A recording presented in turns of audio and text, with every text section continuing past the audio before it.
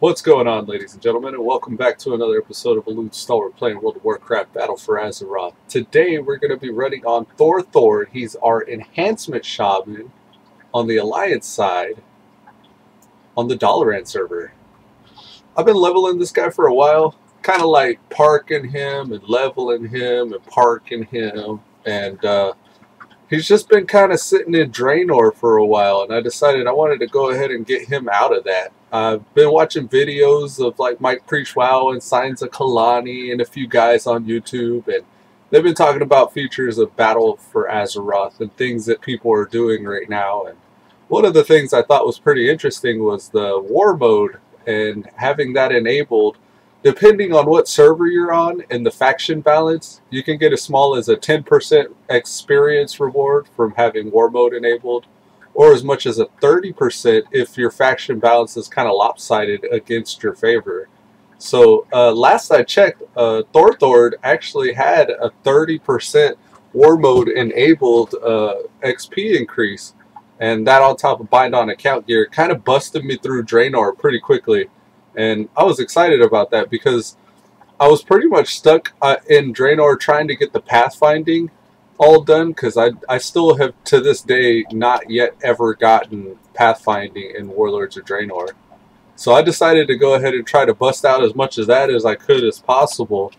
All I ended up doing was don't let the Talador hit you on the way out. I did the storyline in Talador, and I did a little bit of exploration, but there's still way too much of that undone for me to actually get pathfinding in Draenor. And I leveled through it so quickly, I'm just like, you know what, screw it. I'm not even going to bother.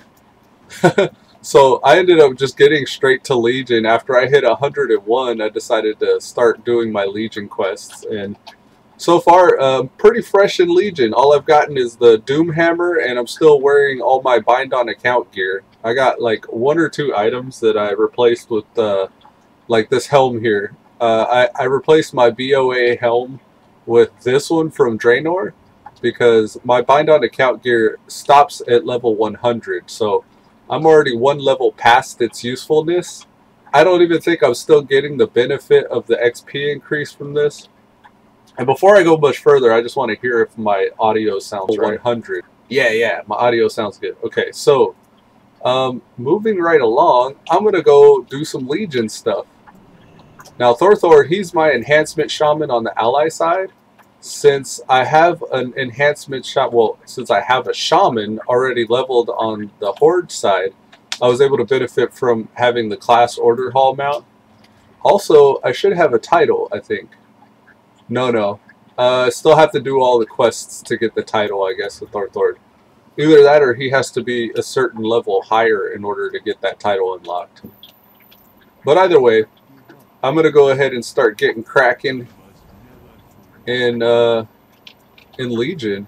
I'm going to do what I need to do to get leveled up and get all the order hall stuff done here.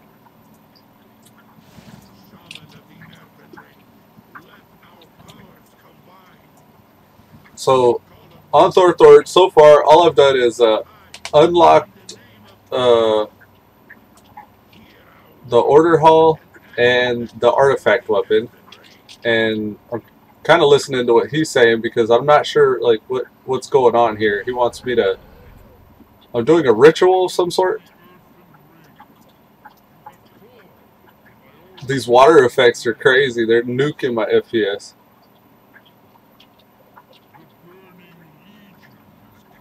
So they're just all advertising that the Legion's here.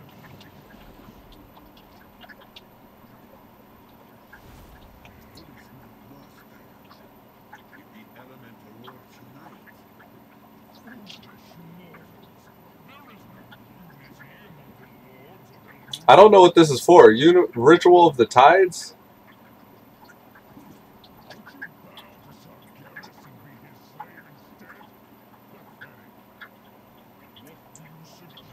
I think these are just all the initial intro missions for the class order hall.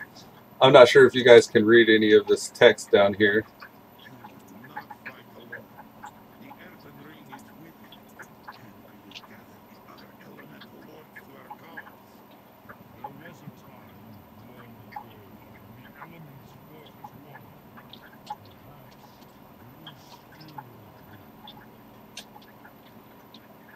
Ritual of the Tides.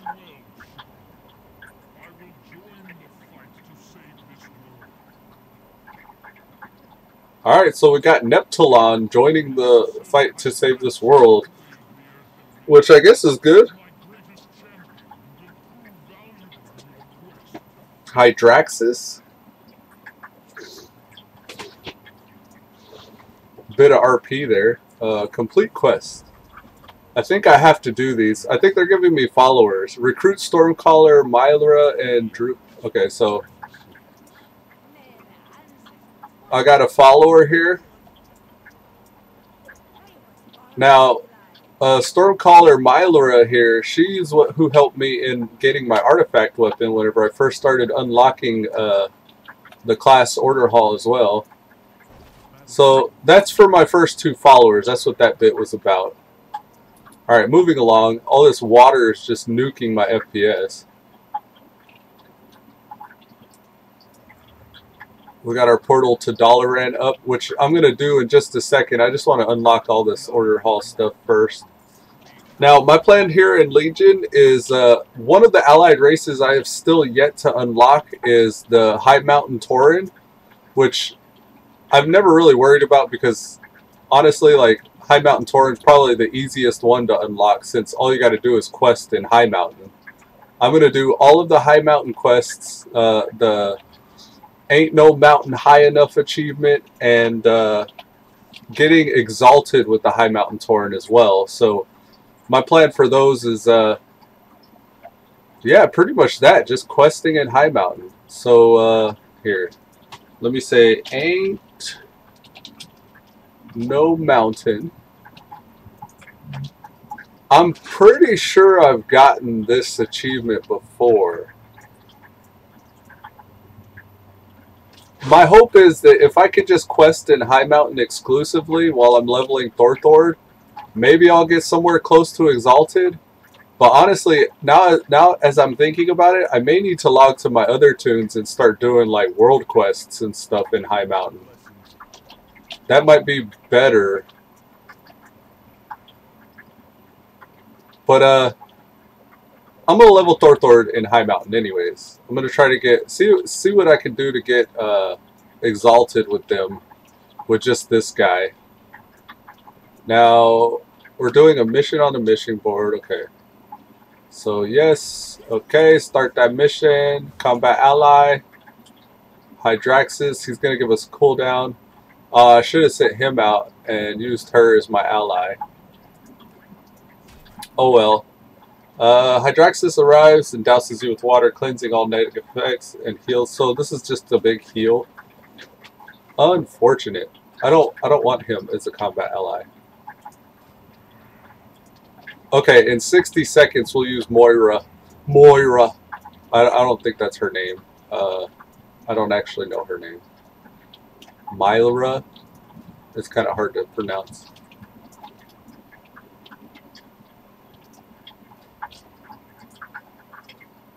So this is going to take 60 seconds, and then we'll get her back.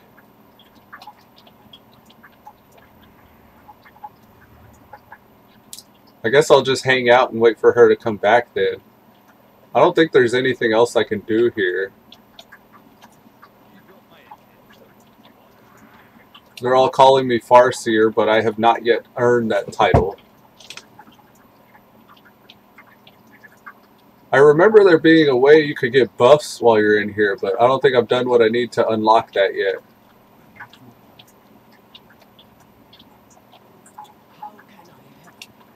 Hey, Proving Grounds. We could do some Proving Grounds.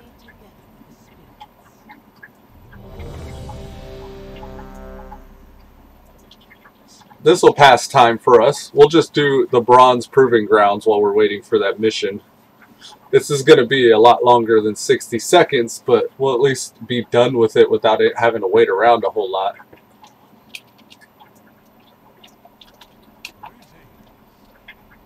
Let's do basic damage. Whoops.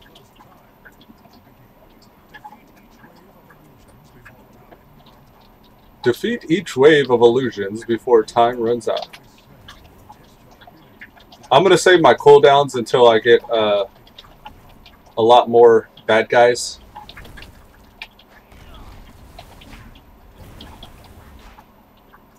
That's the first wave.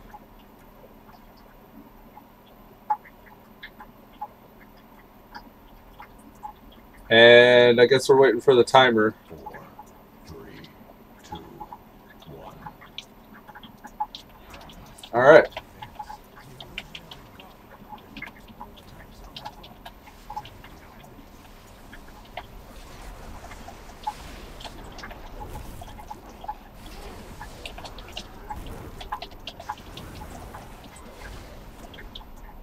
Oh, I still gotta wait for the timer.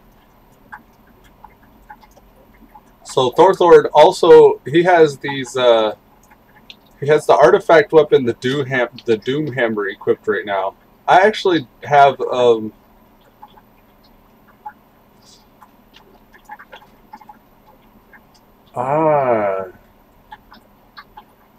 this artifact power was sacred to draw out the darkness from the wound of Sargeras and stabilize Azeroth.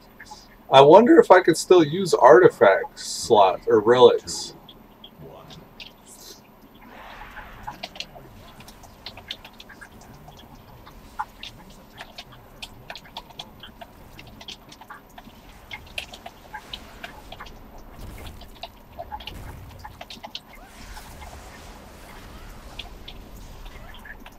I'll get this one here.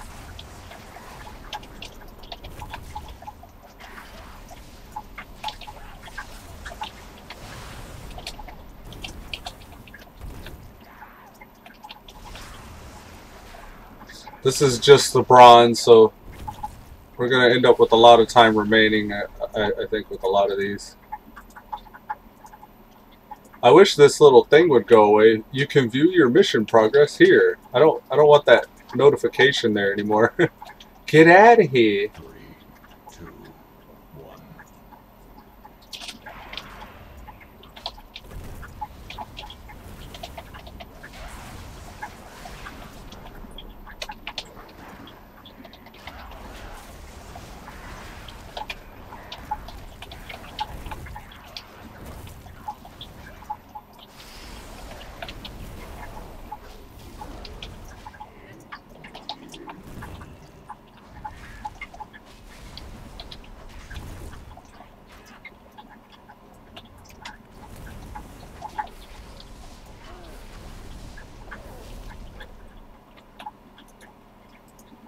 I need to hit the transmog guy up whenever I get out of here, because I got a lot better looking mogs.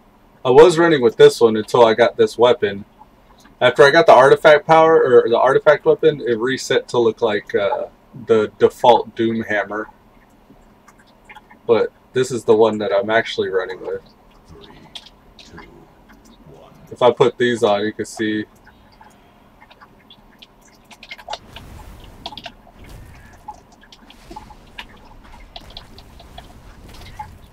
$152, yeah, 19 agility, 16 agility.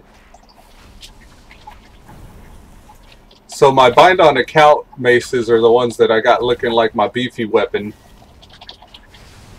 And then whenever I got my actual artifact, I still haven't had the chance to transmog that one to look like the proper mog weapon.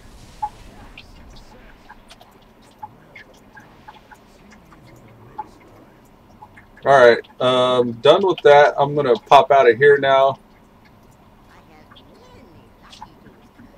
This is only usable in the proving grounds. Okay. Alright, so that was that, I guess. Now, to leave this place, how do I get out? I want out.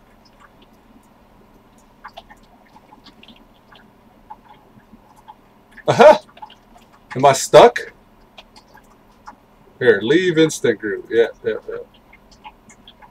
There we go.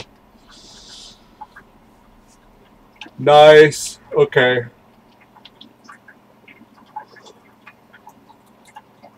Oh, damn water.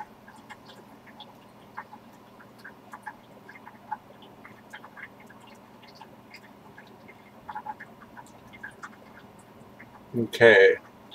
Let's get our follower back from our mission board here. Next. Alright, moving along.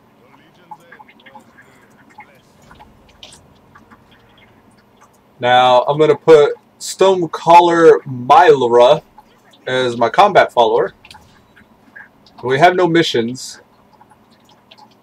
This guy's telling us to recruit some followers.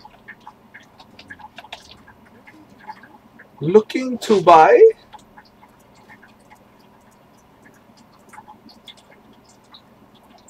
Oh, I gotta sneeze. Excuse me for a second. Okie dokie, I'm good.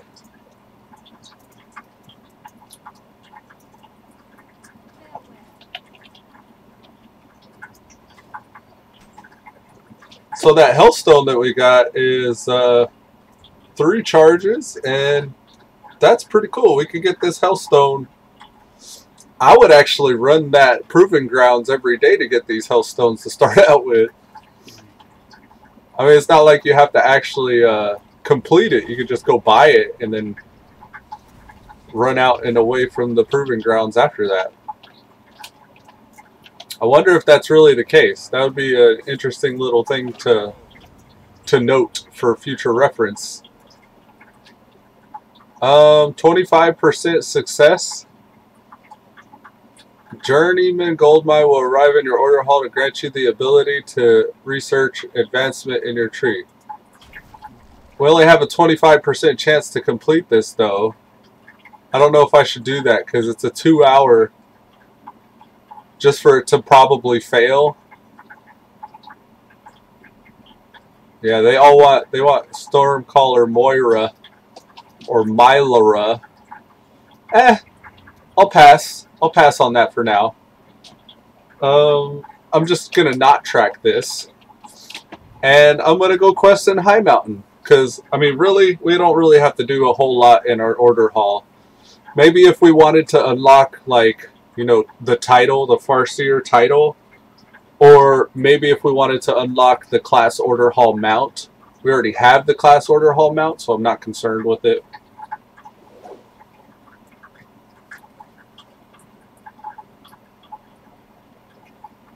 I really can't think of anything else. Maybe the title. Maybe at some point we'd want to get the title, but I think I'd rather just level through Legion as quickly as humanly possible first. Actually, I want to say maybe we would have to do our class hall quests in order to get to the Broken Shore. Because, like, the Broken Isles also had a little add-on, the Broken Shore. That's actually where this image is taking place right here. This is the Broken Shore, and this was the raid, the Tomb of Sargeras, I want to say, that was out on the Broken Shore. And the only reason why I think that is to get out on the Broken Shore and do those quests eventually leads you to getting the repurposed Fell Focuser. And I wonder if I still want to do that. I think I do. I want to do the High Mountain stuff, though, because I need to level to High Mountain.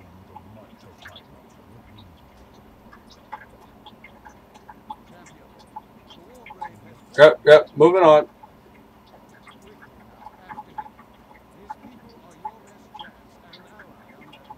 I forgot to Mog.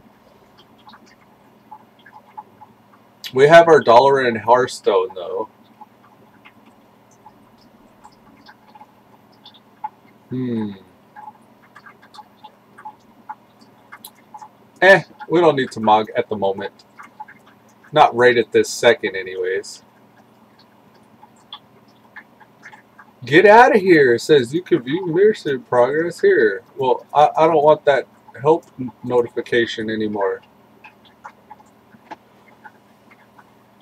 Vadi Gilop wants to sell fast leveling to 120, allied races unlock, mounts and reputation farms, world quest, island expeditions with a 19% discount, over 4,855 Trustpilot reviews, holiday sale at a website.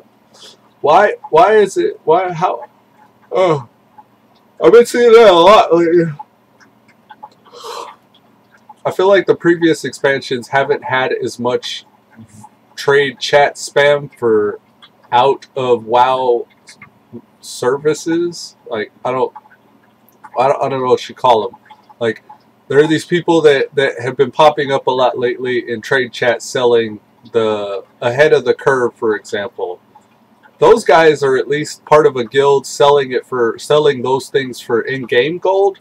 But I've been seeing even lately a lot more people selling services like that for real life money.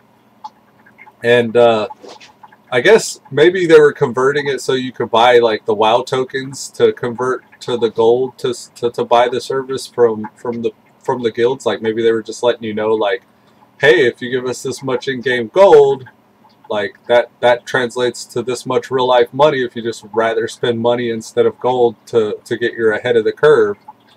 So like I don't know. I guess that's something that's in the game that people are able to do, but it's not necessarily something that I would agree with or go out of my way to do. Like it just seems like it's kind of cheap. Like it cheapens the whole thing by being able to do that. Well, I'm gonna fly away. As soon as I landed, I realized I was starting to get these aura debuffs from these Death Knights that were just right there in the area. I have my war mode enabled, so I gotta be careful.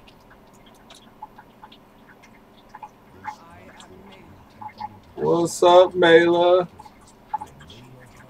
Alright. We're gonna do the grind here. I really wish that would go away. It's a little distracting.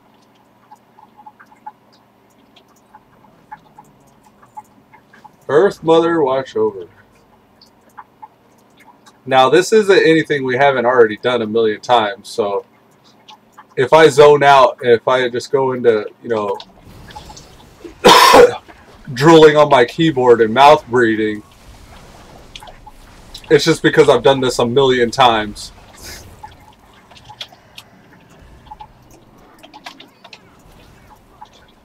Moira's gonna make it fun. I'm gonna kick your butt. Now, talents, we get our next PvP talent at 110, so we don't really have to worry about anything here. The ones I have for my PvP talent are Relentless, Shamanism. Your heroism spell now has a 60-second cooldown, increases haste by 20%, and only affects your friendly target. Only affects you and your friendly target when cast for 10 seconds. And heroism is no longer affected by exhaustion. So that 10-minute exhaustion won't apply to me anymore, but it's only a 10-second buff. Also, I got Spectral Recovery. While in Ghost Wolf form, it increases my movement speed by an additional 10%, but I also recover 3% of my health every 2 seconds.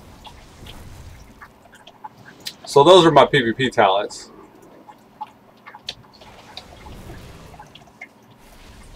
So I can Bloodlust a lot more. You notice I don't become sated. Only it's not called Bloodlust when I'm Alliance. It's called Heroism. Gather round, just gather everything.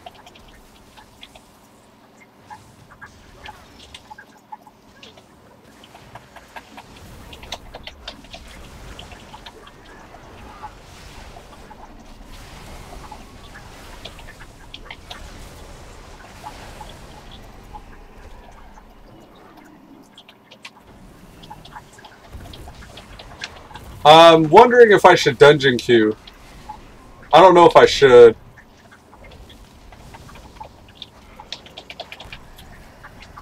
Maybe if I specifically queue for High Mountain the whole time? Or rather, what is it called? What's the High Mountain dungeon?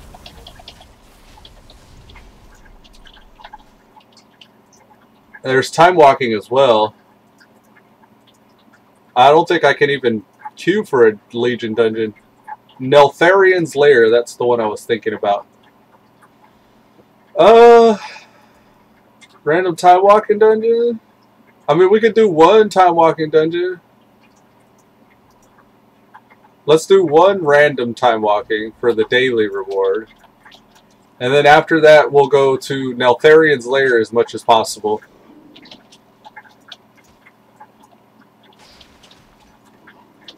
Alright, Poison Idols destroyed. We're going to get the remaining 2 of those.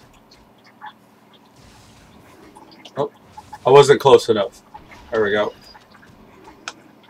Okie doke.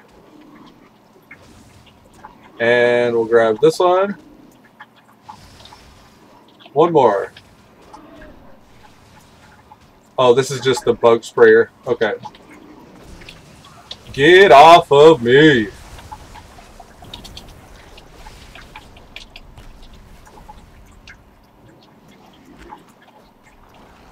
Alright, we got this guy. Let's bug spray him. Where's the item? Oh, he drops the item. Okay.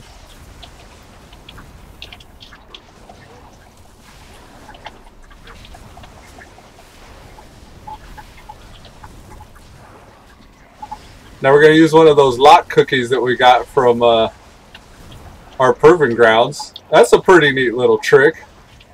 I almost expected it to not work when I tried to use it. Excuse me. Now you may notice that from my last video to this one here, there was a bit of a gap in between the amount of time that I was streaming there. It was mostly due to the holidays, but also kind of due to the fact that I've been a little under the weather. But I'm a lot better now. I've gotten over my throat gunk for the most part. I just don't want to stream while I was all mucusy and coughing and stuff.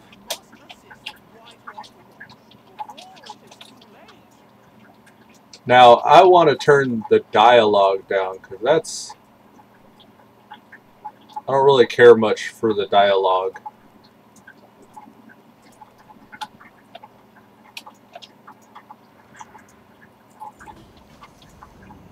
Whoops. That was an accident.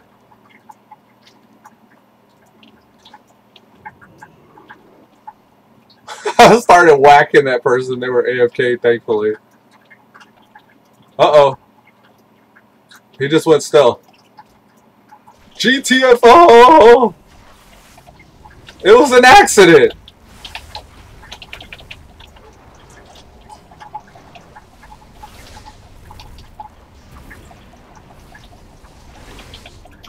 Shite. Oh no.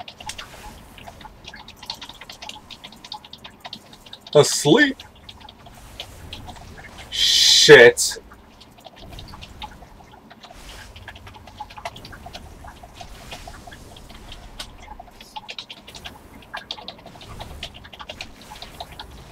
Come on, don't die on me, Thor.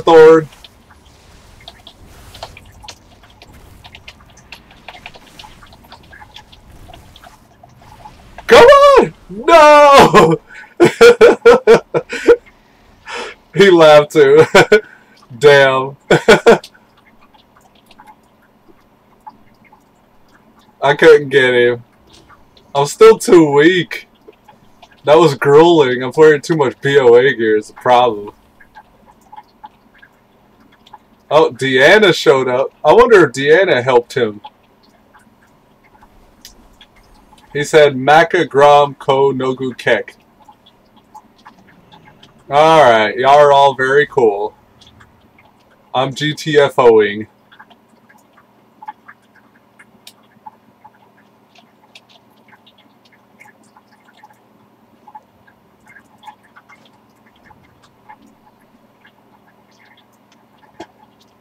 Alright, I gotta spray Drogbar and return carts to the river. I don't know if this area is safe right now, though. If I start getting gangbanged a whole lot, I might just take off.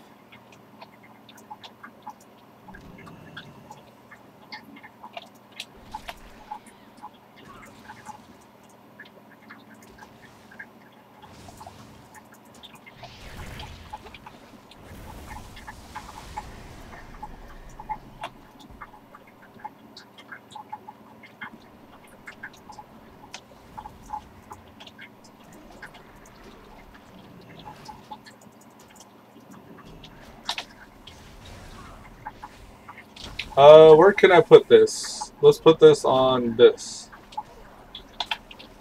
There we go. Let me get topped off in case somebody wants to sneak up on me.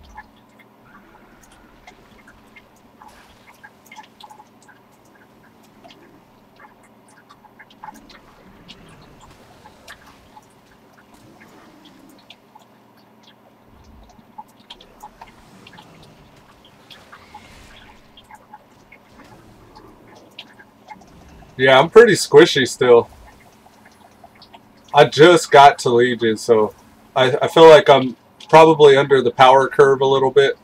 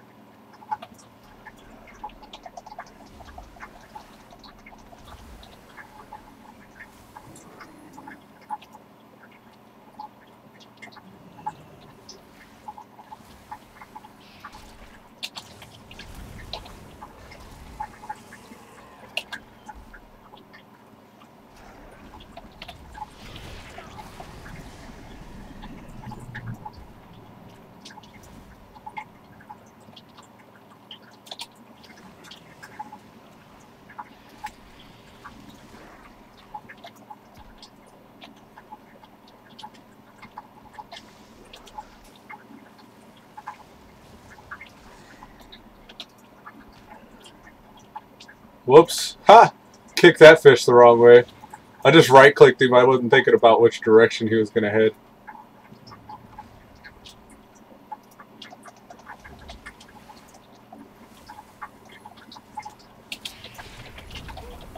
Man, I feel squishy.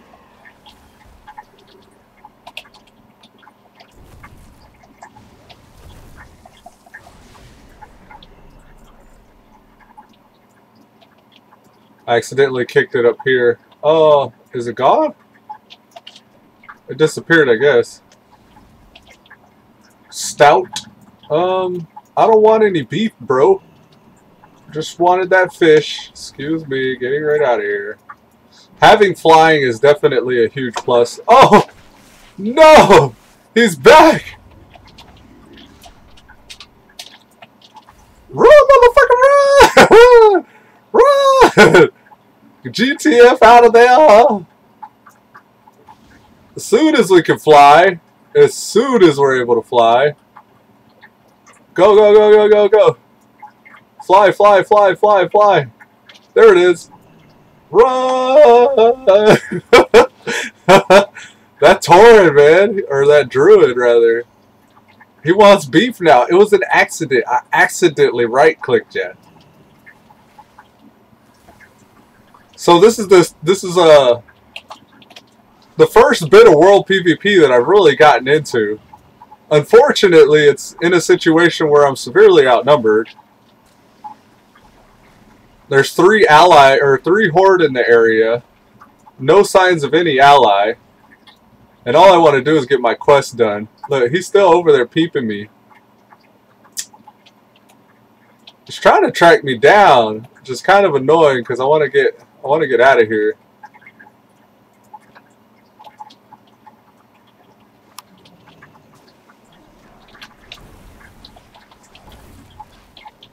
I don't need to spray any more of these guys. I'm just going to keep flying up in the air so he doesn't see where I'm going. There's that warrior again. I'm leaving him alone. I don't want to mess with you guys.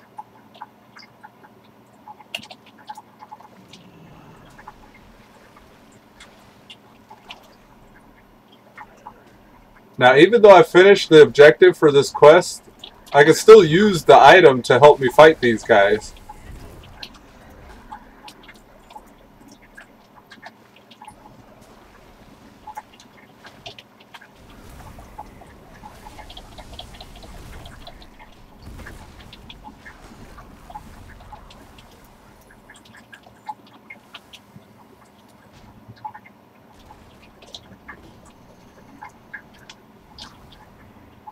Now all I gotta do for the bonus objective is just kill the stuff in the area that the Rivermain are concerned with.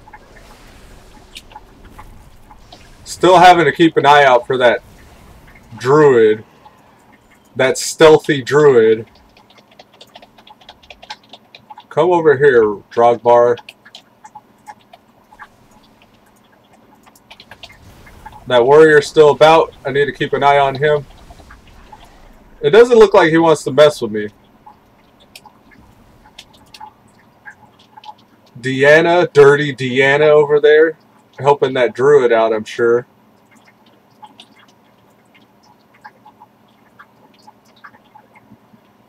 Alright, the click objectives are worth more than the kill objectives, so I'll save this person. Alright. If I click on one more guy, I should be done here. Is there one more guy I can save? Yeah, here we go. Done, son. Alright. There's a lost baby over here. Moozy Waterwise. Oh god, it's so sexy being able to just fly everywhere. I am so glad I did pathfinding in this expansion. I mean, it really sucked being grounded all that time in WoD. 14. This is a chest upgrade. Watch out now, I'm starting to get some upgrades. Might have to do a round 2 against that guy. Look, there he is.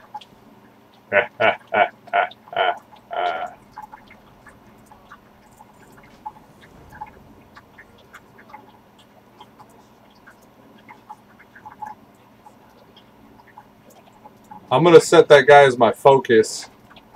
Okay. I guess if he goes invisible then.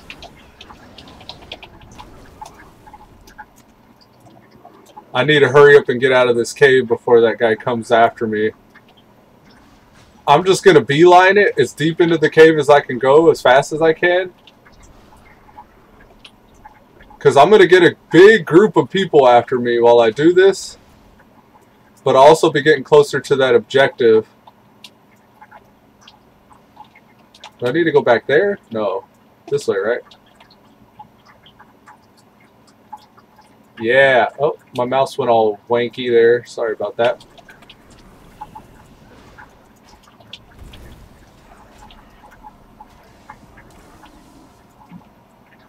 I'm going to hide behind this corner and just LOS everything I can.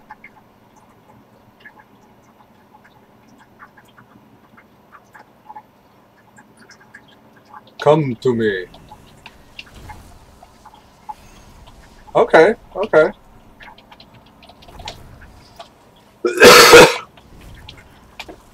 Excuse me.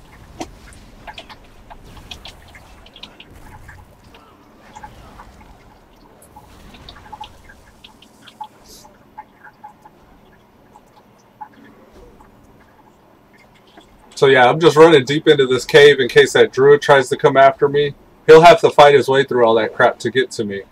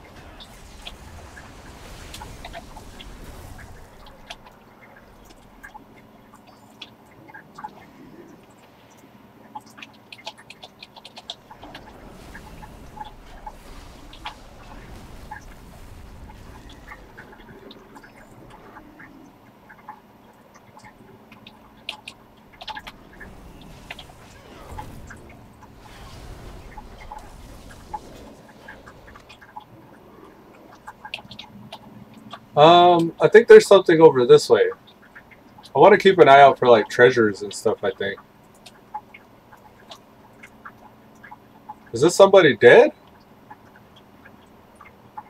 Can I res? No, that's an enemy, I think, that's dead. So there are a lot of Horde in this area, eh?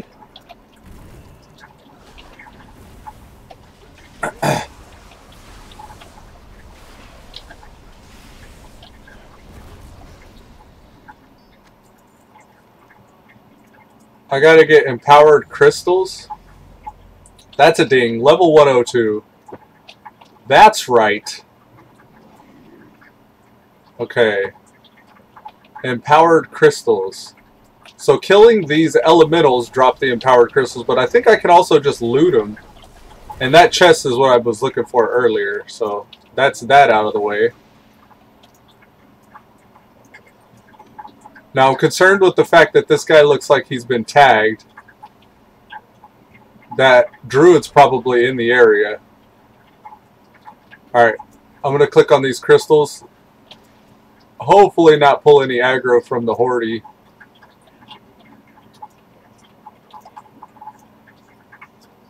Sounds like he's fighting that boss guy.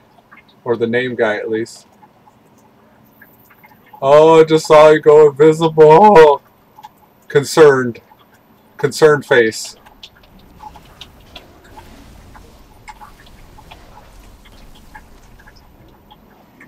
Ah, shite. I see him. I see somebody over there. Yep, here she comes. Dirty Diana. Dirty Diana. No. Dirty Diana. No. She's like, hey, I see that one guy. Run, motherfucker, run. Run, run, run. Getting out of here. Run away. Now I gotta go kill Gelmog. Shite. I don't need Gelmog that bad. I'll come back for him after these guys have moved on. Because there was a demon hunter there.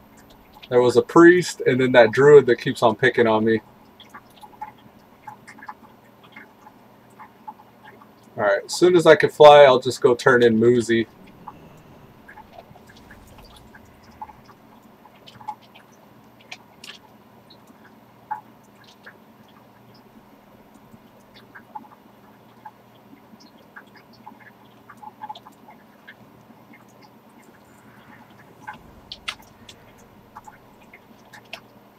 Alrighty.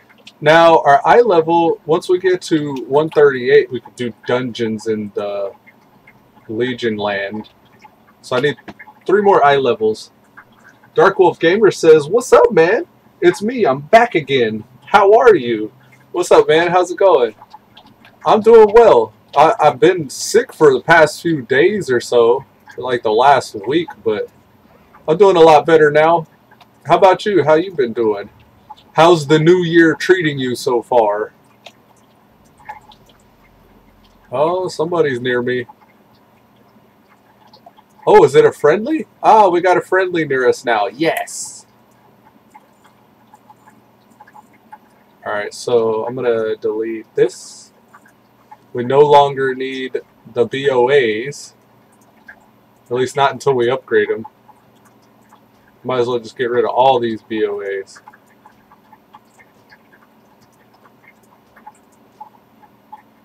Dark Wolf Gamer says, doing good. Alright, glad to hear it, man. Yeah, I'm trying to level my ally shaman here through Legion, and I'm doing all the ain't no mountain high enough objectives. So I'm leveling in High Mountain with the intention of unlocking the High Mountain Tauren if at all possible. That's the newest, one of the new allied races. The allied races, they're like bull moose tauren.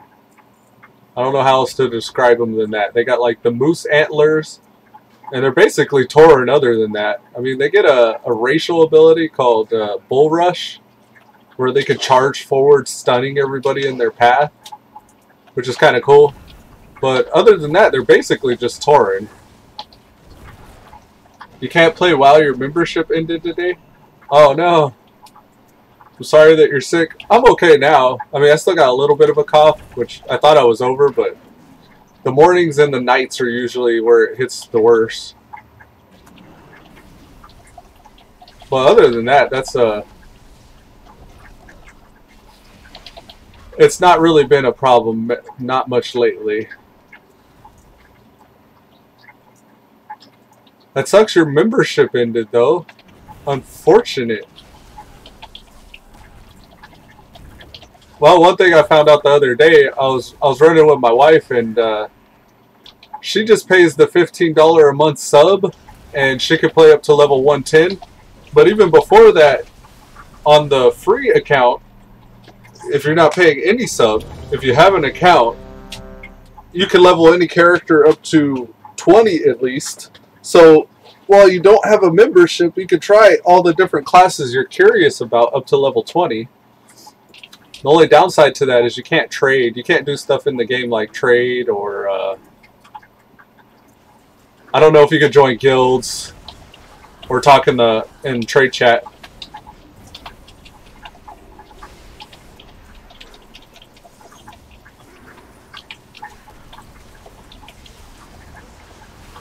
Wow, we started right off in the shit here, and doesn't look like the tank's holding aggro too well. Oh no, that's right.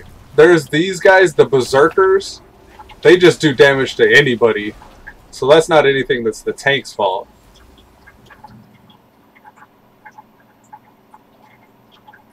Alright, so have I done all my shaman stuff? Somebody left.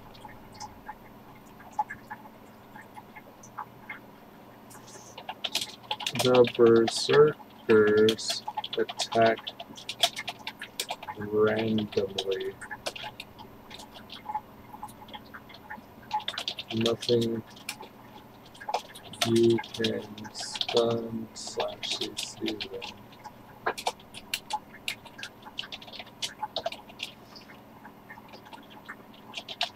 Also, the elemental dudes will trans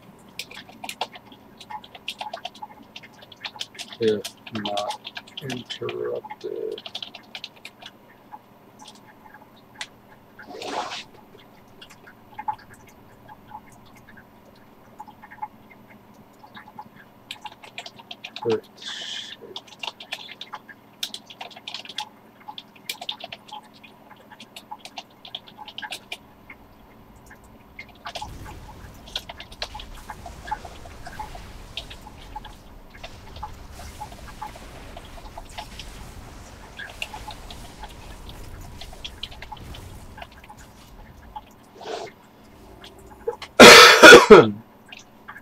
They're saying Millhouse hits like a truck now, I think.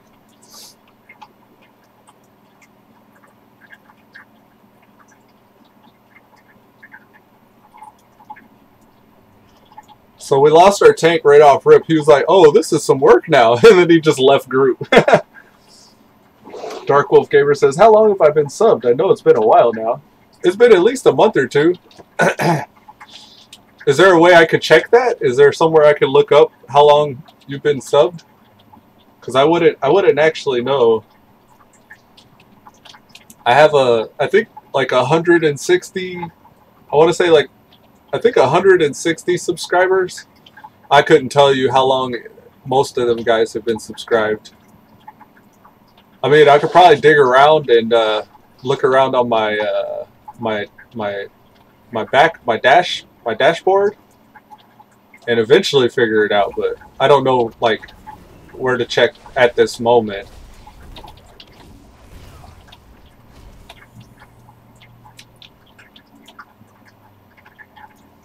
Hey, we got our tank now. These are some 120s. We got 120s in this group. Yay, cheer. Brilliant! Alright, so berserkers. We need to get this guy.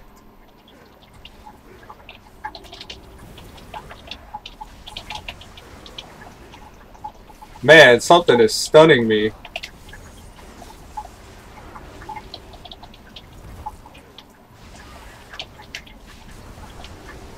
Alright, there's the Earthshaper. Here's the Berserker.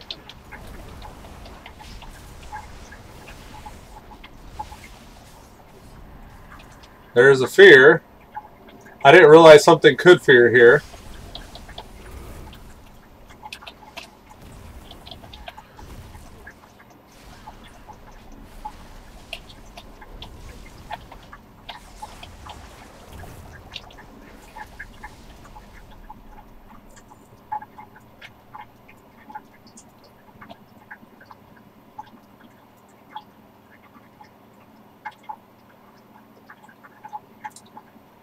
The demon hunter said, nope, it wasn't Millhouse. That other tank was just squishy.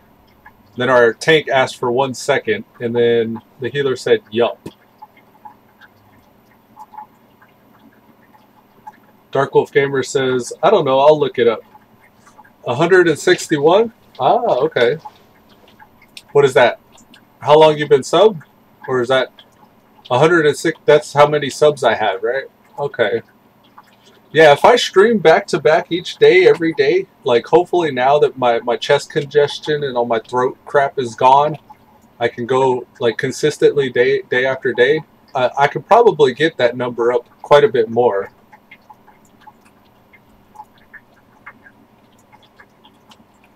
Alright, come on. He says, Lo, sorry I don't have brew on my bars for some reason. Without that, I'm super squishy. I don't know how you kept me alive there. And the healer was like, you're better than the last guy because I'm a good healer, laugh out loud. Okay, we're not going to toot our own horn here. Alright, I'm going to go straight for the Earth Shaper. Ah! That's stun though. I want this Earth Shaper down. Alright, I'm going to drop my Tremor Totem. It's only going to last 10 seconds, but... something is stunning me. I think if you're in front of the Warbringers, they stun you.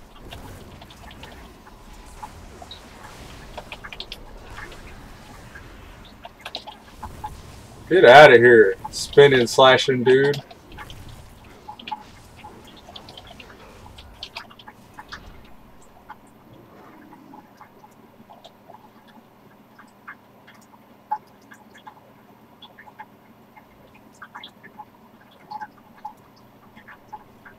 Alright, let's do this. I'm going to heroism right off the rip.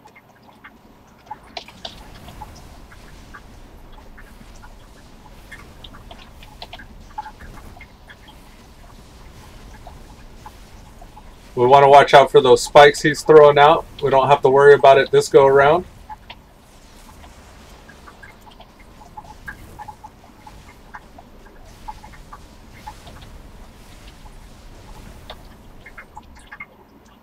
Alright, now it's just a matter of not getting killed by that. Like this guy's going to. He almost got killed.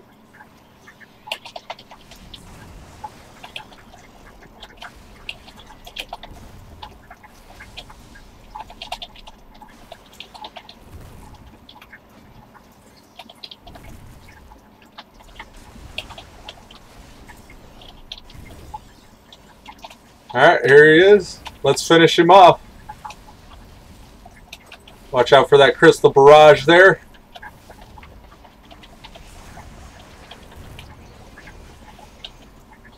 Nice. Well done. And what's cool about this is running these... Ooh, I may just back-to-back queue for these catted dungeons. Because I come to think of it, I'll be getting some nice gear upgrades this way. Crit strike and agility? Don't mind if I do. I'll slap that on right now. I also just respect my talent. Sorry if I'm squishy. Okay, we get it. You're squishy. Now with these guys, the Crystal Spawn Giants, if you jump before his Quake is finished casting, you don't take damage. You'll notice after he stops, the whole party's health bar goes down. You can mitigate or avoid that damage by just jumping whenever he does that. And what's interesting is I think the priest is actually just levitating and avoiding it, which is pretty smart. With just a little bit of timing and a little bit of skill, you can avoid that Quake though.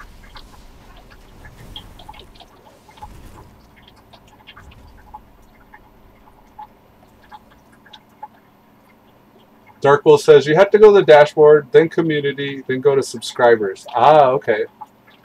Well, I'll probably do that when I get out of this dungeon if you want.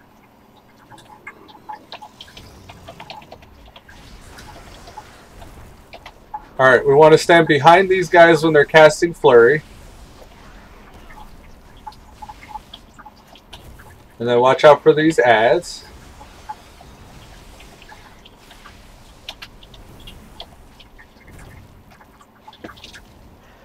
I'm sorry, it's not Flurry, it's called Flay. So when they cast Flay, we gotta get behind them. Oh, we got some extras.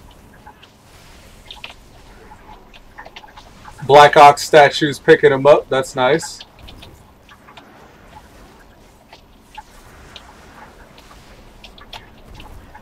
We don't want them things facing us.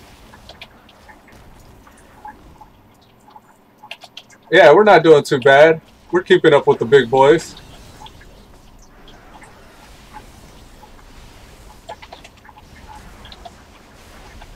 Alright, we got one facing us. We don't want that.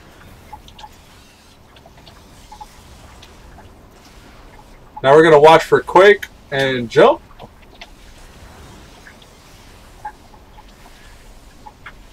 Shit's hitting the fan just a little bit. Here comes another Quake and jump. I love this. I love the fact that these old world dungeons are such a challenge for people. It kind of validates, like, you know, all that time spent back in the old world, being able to remember these mechanics like this.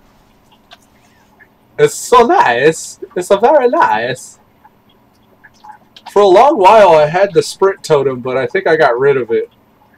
Yeah, Windrush totem. I ended up going with Feral Lunge.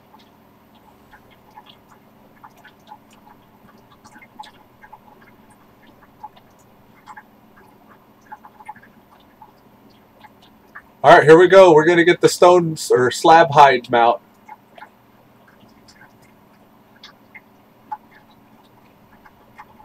A little bit of banter going back between the healer and the tank. They seem very friendly with each other. It's nice to see that. Dark Wolf Gamer says, do you play Fortnite on PC? It's free. I have been known to play Fortnite on my... Actually, I've streamed a bit of it. I got the videos up on my channel. Yeah, I used to roll with my cousin or my nephew every single day. But, I kind of fell off a bit after I realized that all the cosmetics and stuff like that were really just, it's a bit of a marketing strategy to have those, you know, digital scarcity. It's like fake scarcity that they sell you on. And it's really nothing to do with the skill that's required in the game to get these items that are really just aesthetic. But I find with myself, like, I have a very addictive personality, and I want something and I want more of something, and you know, with those Fortnite type games like that, even like when I play it, I want the stuff that pops up on that store. And I kept seeing these new things pop up on the store, and I kept saying, like, oh, no, I'm not going to get this one. I'm going to get the next one. No. And then, like, it would pop up, and, like, I had to have the Monkey King. And then I had to have the Stalwart Sweeper. I don't care anything about, like, soccer. Like, I don't watch football or soccer like we call it in the U.S. But for some reason, I had to have the Stalwart Sweeper skin. And, like, just little things like that. Like, every time I'd see something new and cool pop up on that store, I would want to buy it. So, I really had to just get away from it, because I was starting to spend a lot of IRL money on games, on a game that was supposed to be free, just because I'm weak-willed. So, in my opinion, like, out of sight, out of mind, I just decided to not mess with it. I mean, in the game modes too, like, a lot of the game modes that would be changing on rotation with each different patch and stuff were really interesting, but you had to almost relearn the game for each different game mode that would pop up, and it was taking a lot of time from WoW from me. And I really like WoW. I played WoW for a very long time, and I wanted to just keep going on Fortnite, and ended up taking a lot of time away from my WoW account, which I had an active sub on. So I was spending money buying the shop items, and then I was also spending money on WoW that I wasn't even playing. So yeah, I don't know. I mean, I would probably still play Fortnite here and there, but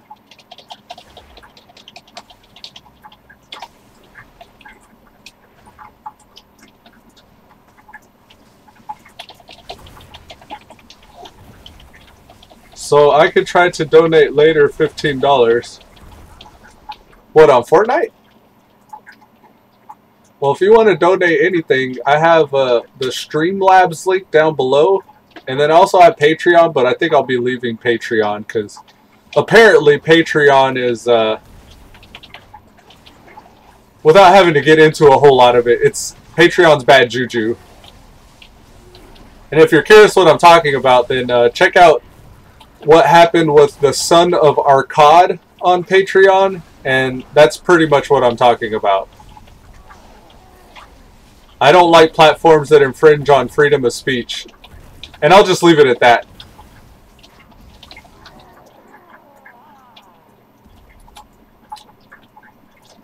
On YouTube? Oh, for YouTube, you can't donate on YouTube on my channel right now. I'm not partnered with YouTube, so I don't get that button. Ah, shit.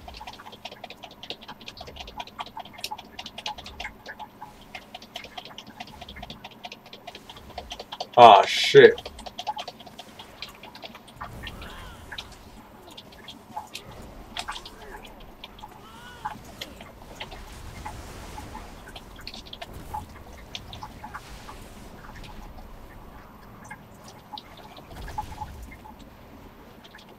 I got 20 seconds before I can do that again.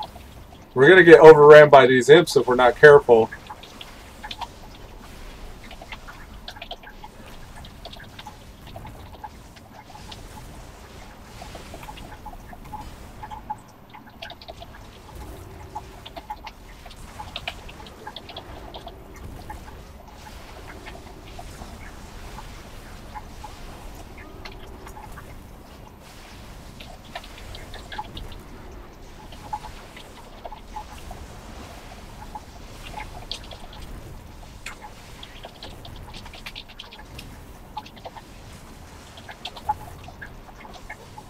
Damn! It's gonna reset and have a bunch of health. Man. I did, I lost it.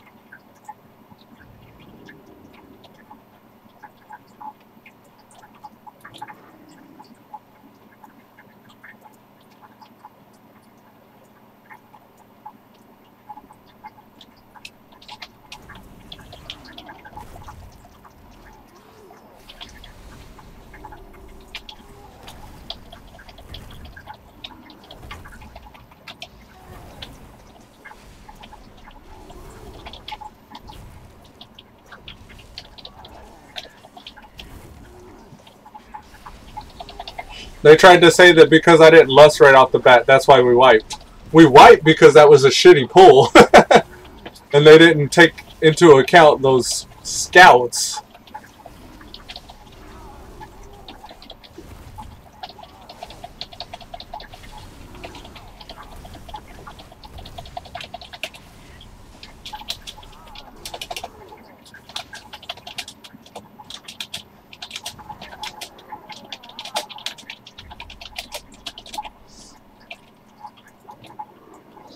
I say, hey, I'm just a level 102. What you expect?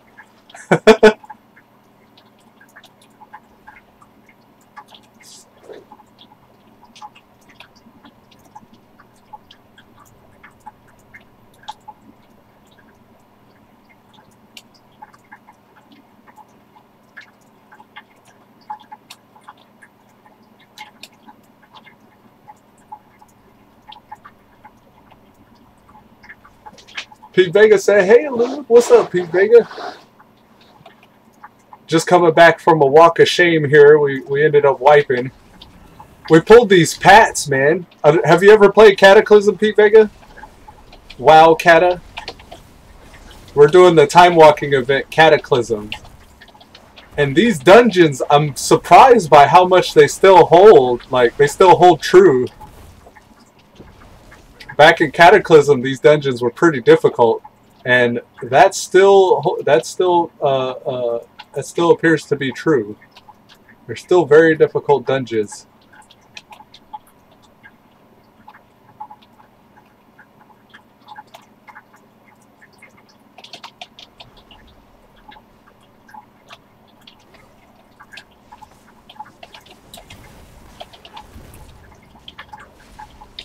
P. Vega said yes. He said, oh, Dark Wolf Gamer said, be right back, man. Alright, Dark Wolf.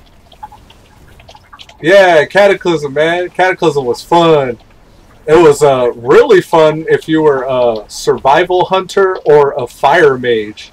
I remember those two classes being really fun to play back then.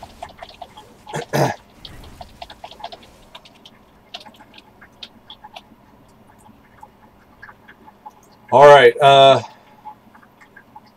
I need a dot on me for this. I don't know. I don't have anything that'll dot me, though. Maybe since I'm melee, it won't matter, though. Yeah, actually, I think since I'm melee, it won't matter.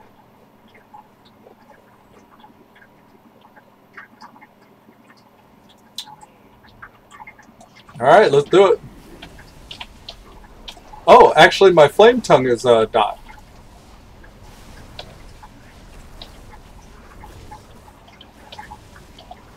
There's that ground slam. Watch out for that.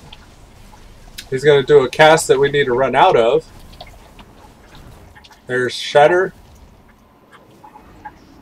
Run back in. Looks like the warrior didn't know about that. There's a ground slam. He flipped it around. That sucks.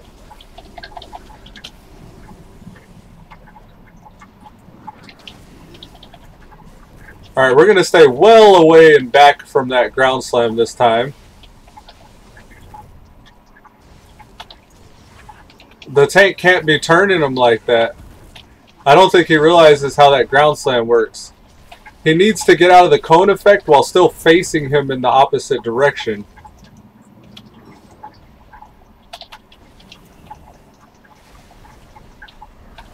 Alright, get away from where he's going to face him. Alright.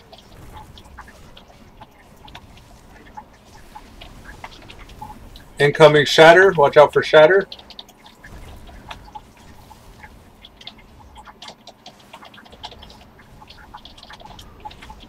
Well done, well done. Yeah, for whatever reason, as the tank was dodging that ground slam, the boss would cast it as he was turning around and nail all of us as well. There's always somebody that dies to that, though.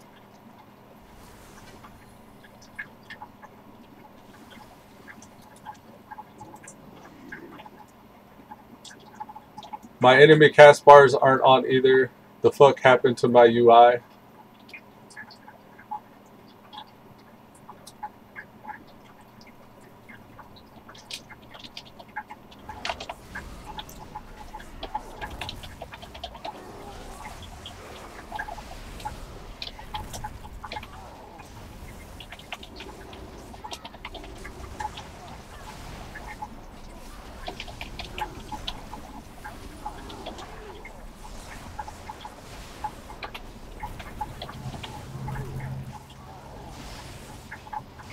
Oh, this is going to be good when I get leveled.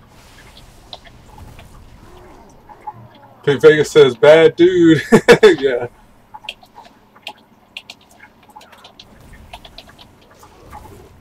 Surely is. Surely is. Pete Vega, you ain't never lie. Pinkrose and I have been leveling a couple tunes on the Horde side of this server lately. Pinkrose has a paladin, and I got a priest. We're leveling together, and I think we've gotten to like we're getting close to level 40. I want to say. What level are they actually? I have Elude heal at 39. Yeah, we're about to hit level 40. So we've been running together. It's been pretty fun. I may have asked you this before, Pete Vega, but I forget. And I'm curious, like, why aren't you playing BFA? Is it the expansion? You haven't really been a fan of what you heard about? Or... Because a lot of people aren't happy with BFA or the state of WoW in general. But then also, like, is it the sub? Is it the monthly sub? Is that what's keeping you away? Or just out of curiosity. I don't mean to pry, though. Pete Vega said, cool. Yeah, man, we're having a blast leveling up. It's interesting seeing a lot of that old world content now as a WoW veteran that's leveled many tunes. Now if I go back and level a tune, it's like a whole new game. It's a whole different experience than it used to be. Because of all the optimization that they've done, both to like leveling and questing, but then also like the dungeons themselves have changed a little bit. And been simplified a lot more. They're a lot more straightforward, and they all have quests as well.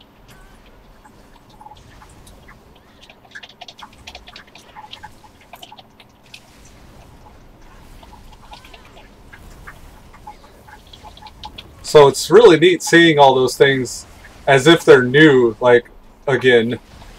And with the nature of level scaling, like, Pinkrose could be level 57, and I could be a level 30 running with Pinkrose. Because the level scaling makes it to where when you're out questing, you only see mobs that are of your level, which is pretty interesting. It makes it to where I can actually run with level 120s here in this group, and all I see are level 102s when I'm fighting. Whereas they all see level 120s while they're fighting. So level scaling is really kind of like, it's closed that gap that you have to traverse in order to level with your friends. And then cross server as well, like the fact that things are cross server makes it to where you can play with your friends from any server, no matter what server you're on.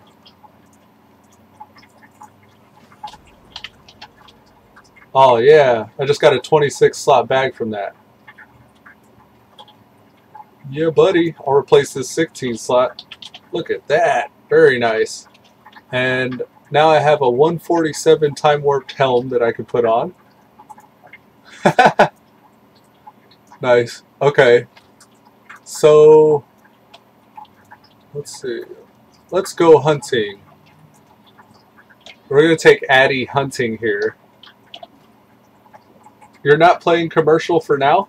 Oh, are you focused more on the non-commercial, quote-unquote, versions? That's cool, man. This is still cool. I mean, I really like those as well, but commercial's been... I'm pretty heavily invested in commercial, we'll put it that way. But with all my 110s and my 120s that I'm beginning to level up, I've been playing WoW, this account WoW, for more than 10 years. I want to say more than 10 years. I can comfortably say that. If I thought that none of my progress on those other servers was ever going to be lost, if I thought that I would always have that progress, and that I actually owned those characters on those other servers, then I would probably play those. But there's a sense of security in playing commercial WoW that I appreciate. A sense of not going away. P. Vega said yes.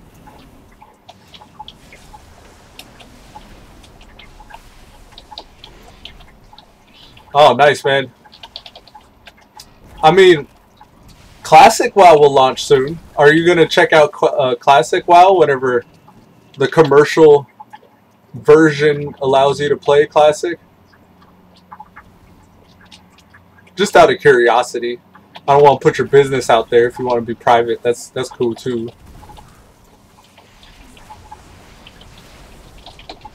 Because if you do play Classic, then I want to get you in on the Stalwart Vanguard community.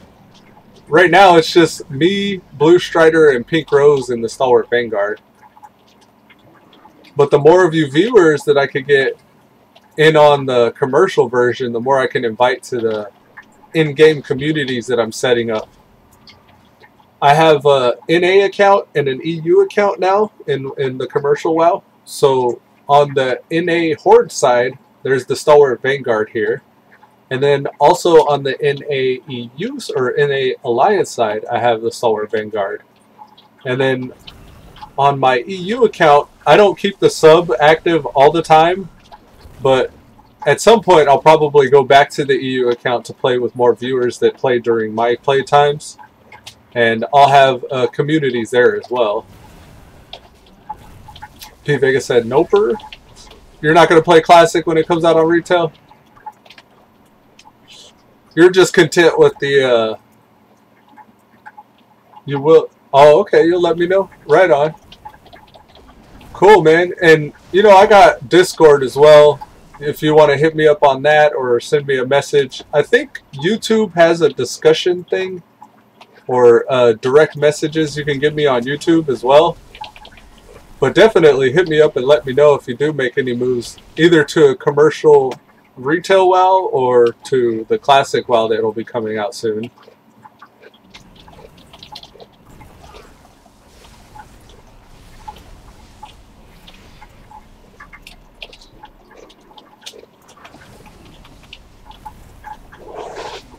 I'm very appreciative of your viewership though, man. Like, I'm surprised you still come in and say hi to me even though I'm still not playing back there on those servers.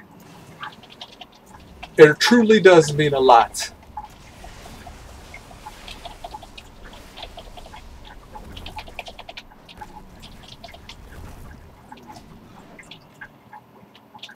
I recently got Pinkrose, their sub for the NA side.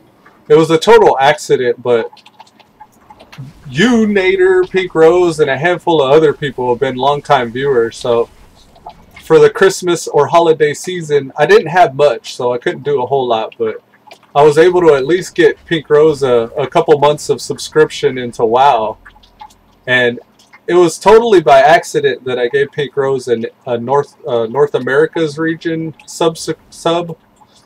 I went to the Battle.net store and I bought Game Time and I wanted to give it to Pinkrose, but it turned out that I bought NA Game Time, which I didn't know was different than the EU Game Time, and stuck Pinkrose on the NA servers. P. Vega says, gotta go, have fun. Alright, take it easy, man. Thanks for stopping by. But yeah, I felt quite like a doofus for doing that. But it worked out for the best. Pinkrose actually enjoys NA and was thinking about sticking around on it, so it was all for the best. But yeah, I mean, at some point, if I'm able to do more, I want to show more love to the viewers if I can. It'd be really nice to have you guys all in the same guild running together. At some point, maybe in the not too distant future.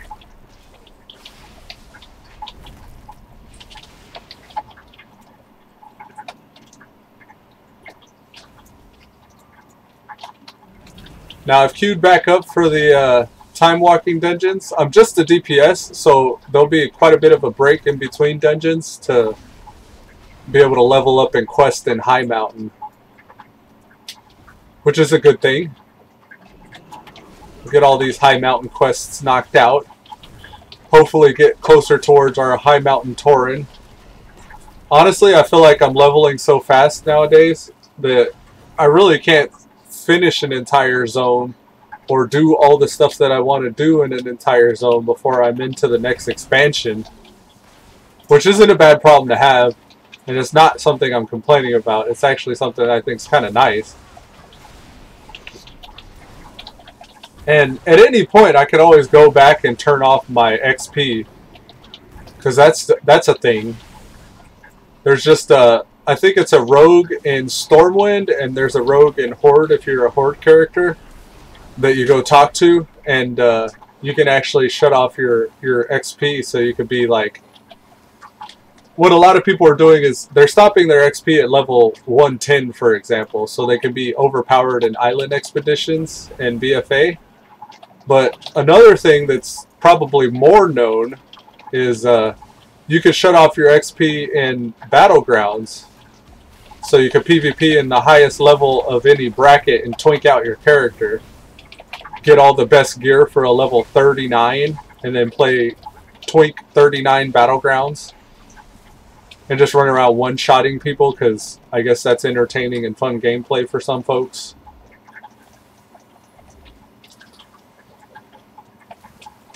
I personally am not a fan. I'm not a fan of, the people that do that think that that's fun gameplay, because I'm out here trying to quest, and I don't want to be ganked by people that are just max level with just boredom in 5 hours on their hands trying to stop somebody's progression.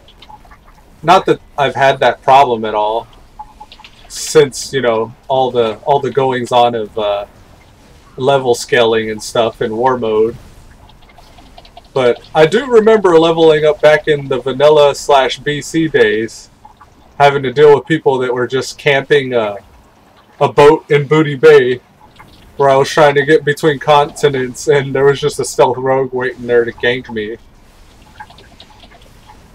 But then again, too, like with war mode here in BFA, I hear there's a problem where you're out trying to do your incursions, and there's like level 120s just sitting there camping people that are actually trying to level using incursions, just out there one-shotting them or spawn camping them. That's not anything I've worried about, because I would just hark back and turn war mode off if it were me. Because I don't really need that kind of a bonus. I got time.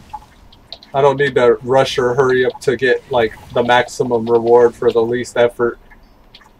I could just take my time and get the reward I want for the amount of effort I feel like. Alright, so there's a rare? I don't know if I care a whole lot about rares, but I could kill a rare if I see it. This guy here, Bristle Maul. Let's see if this is worth it.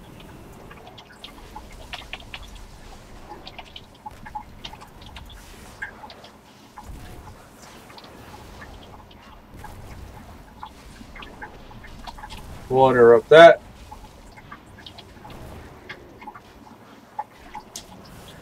He had a nature damage buff that I purged off. It was kind of like my lightning shield or thorns. It was bristling fur where it dealt nature damage to attackers. I just purged it. And I'm going to interrupt that Den Mother's Roar. And continue my rotation. So all we got from that was order resources. And I'm not sure how much XP. I wish that showed my experience. Yeah, it doesn't show experience? Oh, okay. I don't want to jack with all that.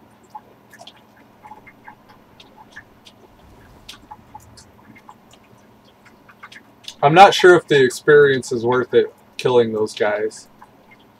Well, I'm sure it is, but I'm not sure if it's worth going out of my way for. I was a little late on that one. I tried to give him a landslide, but he died before I got it off.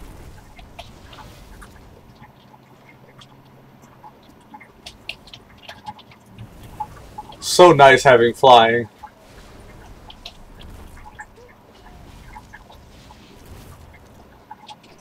I think after an expansion becomes like 3 expansions less relevant, you should just automatically get pathfinding. Or at least make it to where pathfinding is like retroactive in previous expansions if you've got it in one of the current ones. Like, I've gotten pathfinding in WoW BFA Part 1. I got the WoW BFA pathfinding Part 1. That is the pathfinding that's the current bleeding edge of progression in Battle for Azeroth.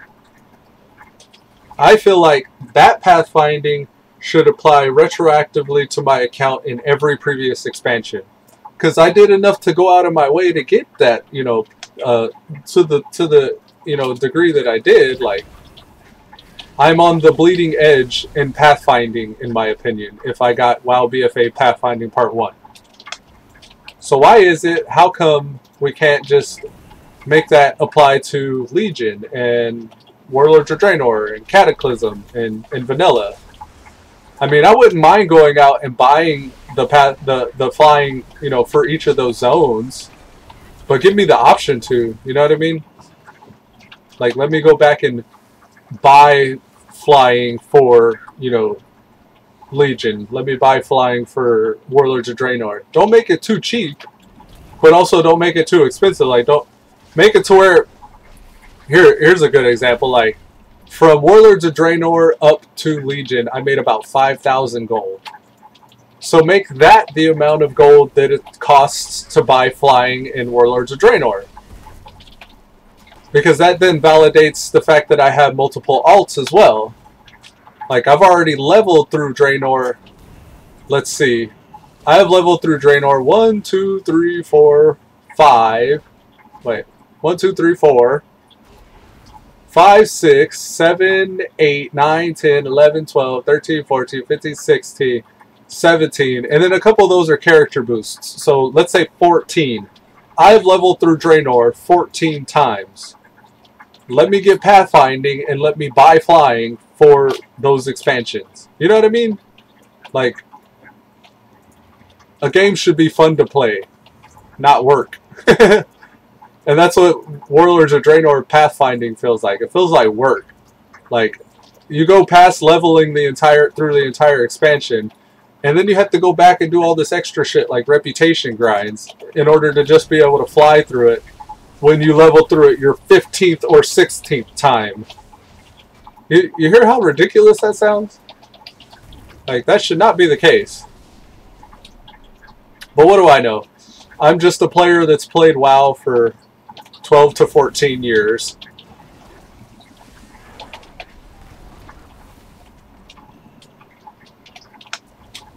A little bit of a tangent there. I just went off on a little rant there. I'm gonna have to clip that one. What is this? A minute 29 in? I'm gonna clip that. 1 minute 29:00. 1 second, folks. Pathfinding rant. And I'm going to save that as show notes.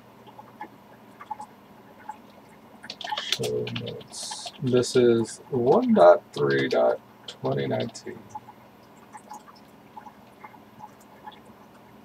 Alright. Thankfully, this hunter didn't decide to gank me. Alright, moving right along. Let's see, we got Gelmog. Alright, so that druid and that priest should be gone from this cave. I'm going to double back and do this little river main water cave to go kill the last boss, so I can just finish this quest. I may kill that fish because I think that fish has a trinket. Oh, really?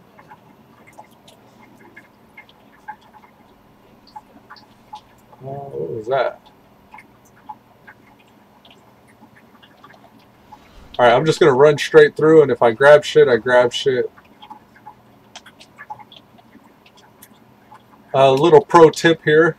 These blue globules, if you don't have one already, will boost your run speed by 50% if you walk over them. I thought it refreshed the duration of that run speed buff. But I guess you can't get another one until it falls off. Alright, here he is. We're going to kill Gelmog now.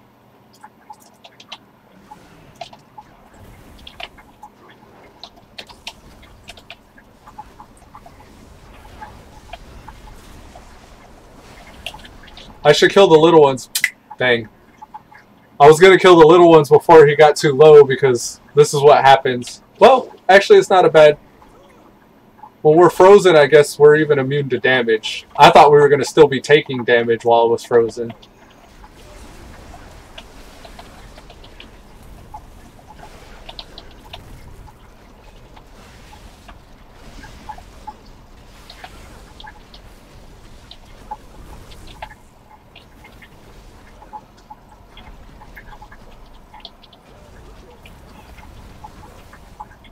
Alright, there we go. Now we could choose a frost, an iron. Yeah, I guess we could just pick which one we want here. I think all it's going to do is just level up. I want the skull one. I think it'll just level up our artifact weapon. So we're right now 152, but we dropped that in. That makes it 155. So that's all it did. It just increased the eye level of our weapon. Which is good because we didn't have a high item level on that weapon yet because of the Nooblies. The Nooblies to Legions.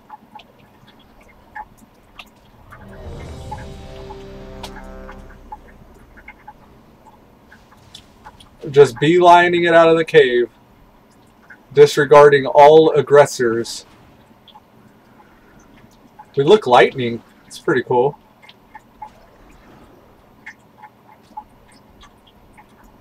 Was that triggered from our lightning shield?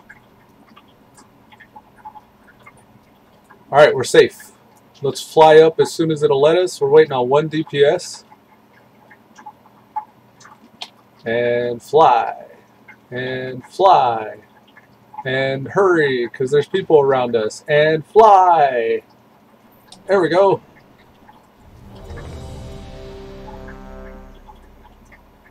Forward. That's how you're supposed to pronounce that. It's supposed to sound like a dwarf saying it. You know how a dwarf adds an R sound to everything he says? Well, that's how you say his name. Thord.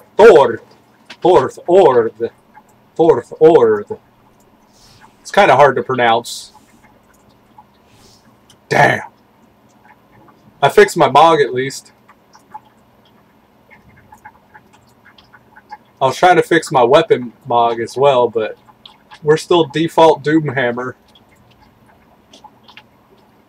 Thord.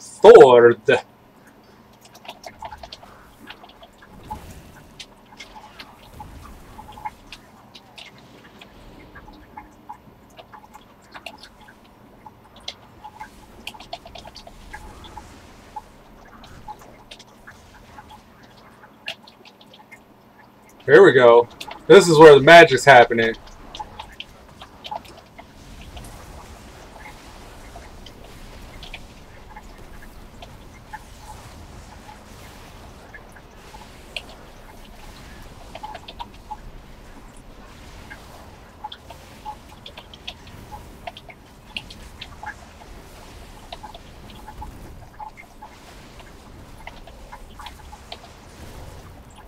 Yeah, boy.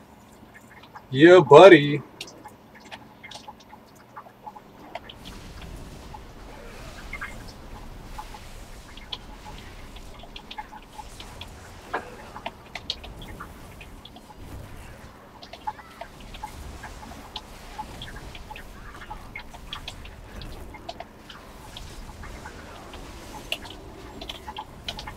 Oh, I think I just figured out something about this. Tell me when. Now, whenever I'm casting my AoE rotation, you'll find that I'm using this bottom left icon here to go off of what next ability I should be using. Well, when I don't have a bottom left icon, I believe I'm supposed to just use my single target damaging abilities. Because all my AoEs are on cooldown. I thought that that meant to conserve energy or resources. But apparently, I think now I'm supposed to just switch to my single target rotation until my AoEs come back up. And that appears to be paying off.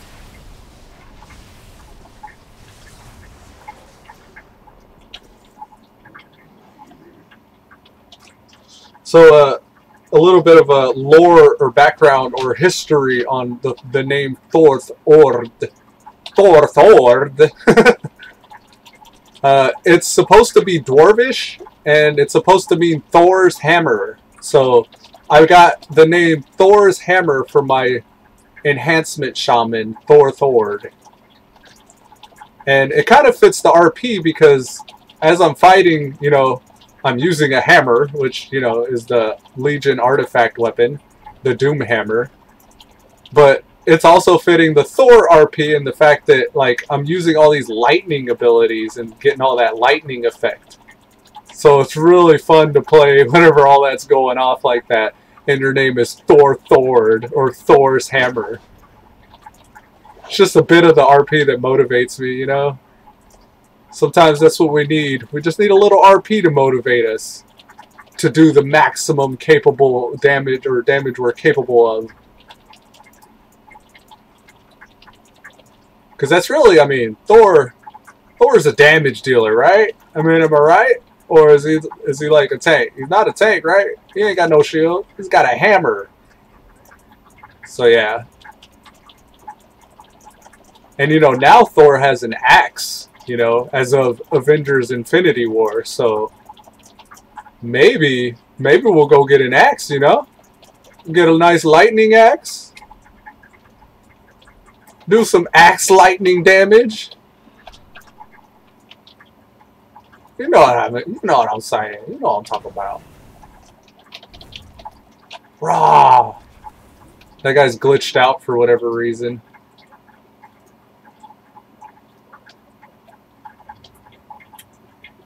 The Pally, oh, our tank here is outrunning everybody. Let's get up over there.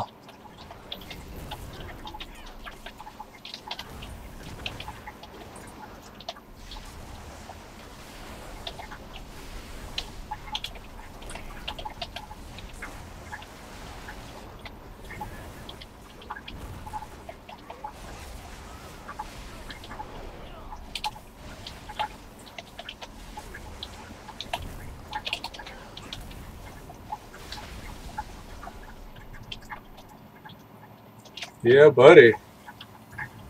Feels good. It feels good to chamois. What's up with the people in the ground?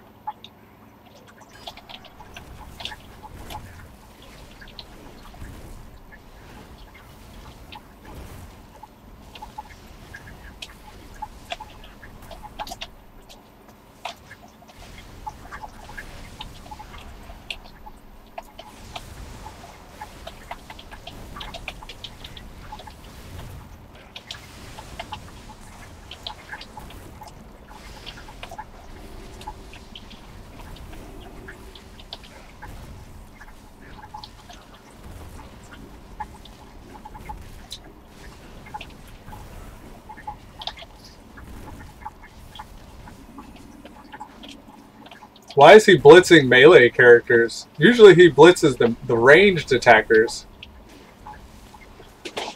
I've been feeling like that each time Cataclysm, or Time Walking rather, each time Time Walking comes back, I've been feeling a lot like it's been tweaked a little bit. So more and more I'm getting the sense that they're tweaking these old world dungeons. And this is it feels like one of the things that they may have been tweaking is the mechanics of this boss, at least. But then also, like, another thing that I'm noticing that's different is, like, shit that's being glitched into the ground. So this boss has been changed, and then the fact that, like, some of these mobs are glitching out like this, like being stuck kind of halfway in the ground. That one's just an orb. I don't even know if you could attack it.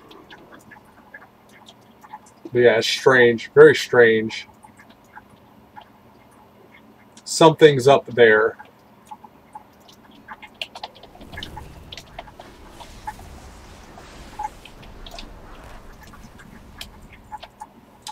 I'm going to eat some crit strike food.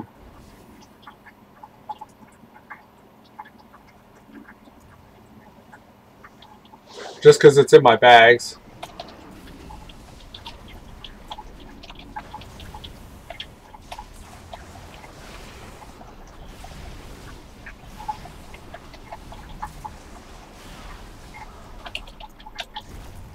Oh, shite. I didn't see the boss coming. Whoops. Nobody's interrupting Chain Mine. I love this. This is what it's supposed to feel like when you run Cataclysm dungeons. This isn't current content, so people don't know what to do.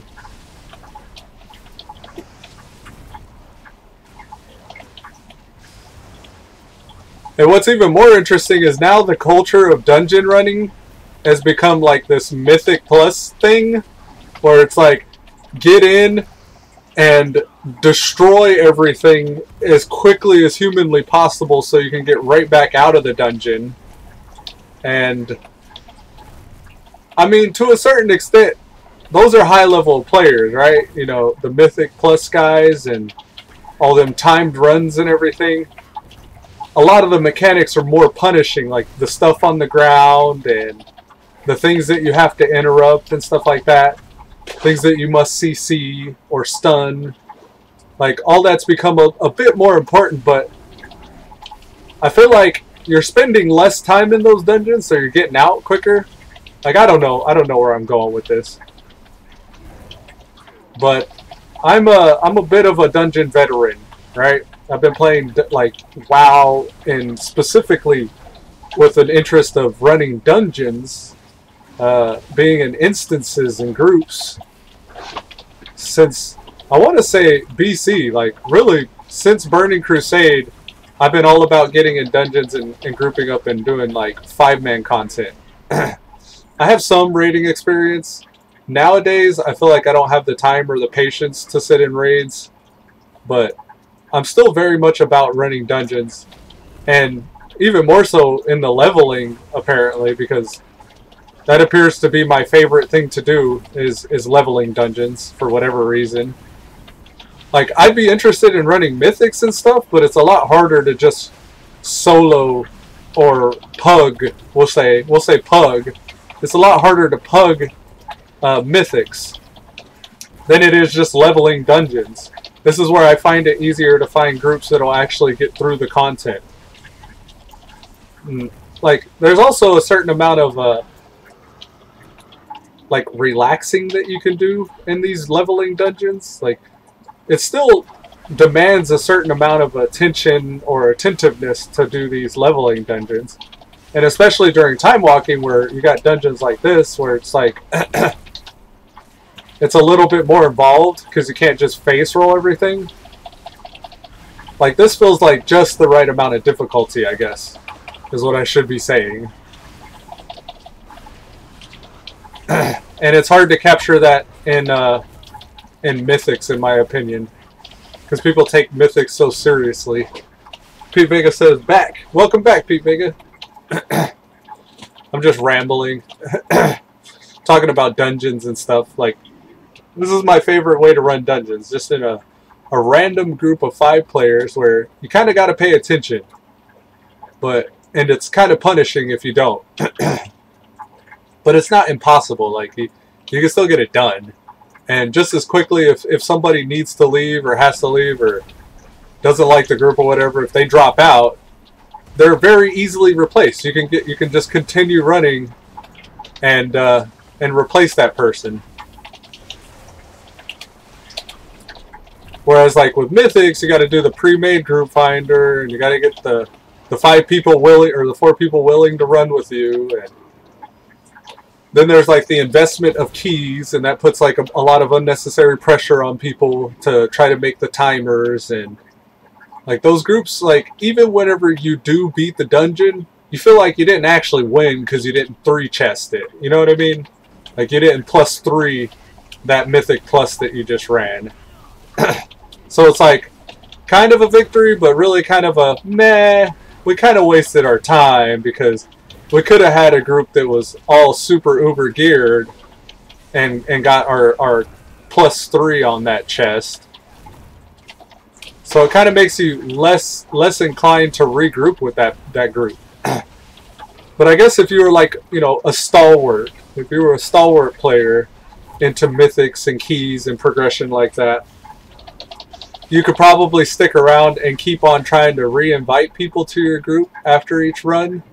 And then the onesies and twosies that keep showing up, maybe you develop some sort of a bond with them and you invite them for your next grouping of your keys.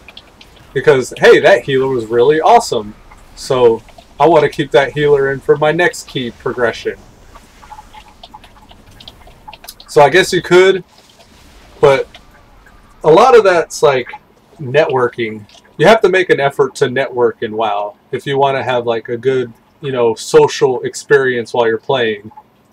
But I don't like this forced networking that you get whenever you join these guilds that are like these quote-unquote family-oriented guilds that are kind of like, or family-inspired guilds that you can join, where it's like, I don't know, I get a sense with those type of guilds, it's just like guilds where we're going to use our most geared players. And that's really what ends up happening. There's like 2 or 3 people that are actually really geared, or 2 or 3 people that are actually progressing in whatever shape or form that is for that player or them players, like progressing like plus 12 mythic keys or progressing like heroic or mythic rating, and those guys just end up being the ones that carry everybody. And I guess that's what family oriented means nowadays, is like family oriented in a sense that, oh, our kids are going to carry us through this expansion or this content. And I'm less of a fan of guilds and experiences like that. Pinkrose says, "Hi, Elude. How was you today?" I'm doing well, Pinkrose. How about yourself? I'm just ranting about grouping up.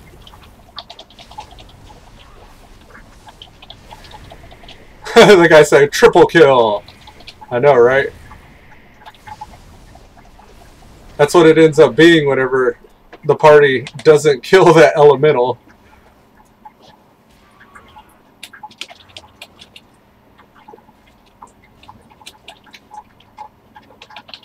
Run away from Ellie's if he's targeting you.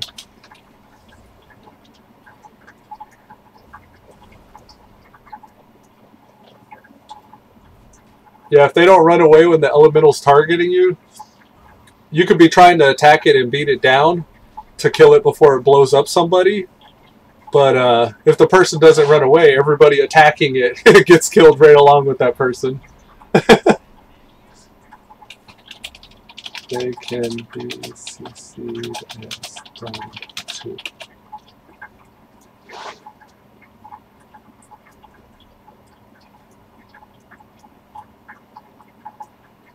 Are they running back? Can we run back? I think we can run back. I should be running back. Pink Vega says, "Hi, Pink." And Pinkrose says, "Good, thank you. You're doing well. Glad to hear it." I was doing some Kata time walking on Thorthord. He's almost level 103.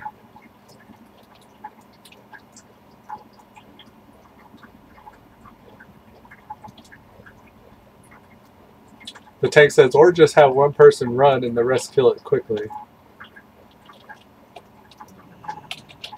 The person being targeted has to run.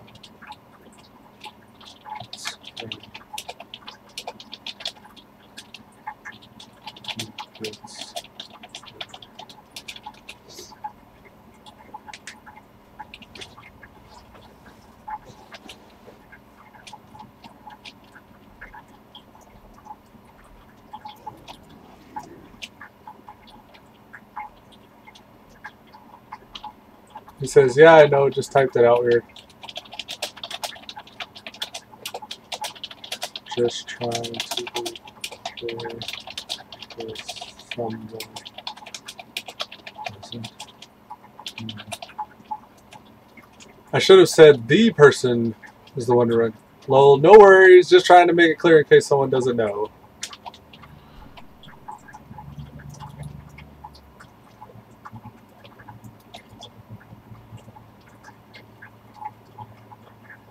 Good idea.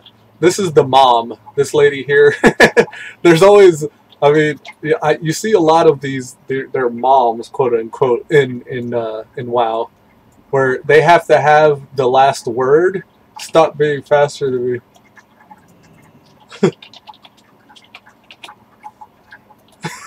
I'm sorry.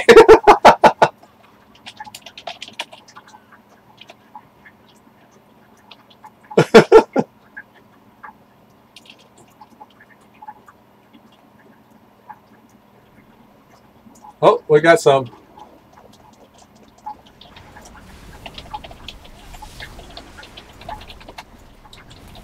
Here comes the boom.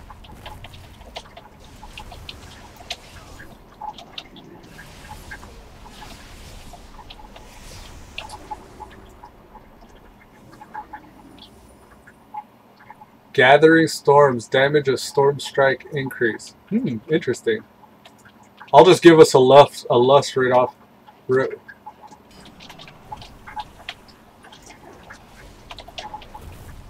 Hand of the Protector casts on you, but you're out of range.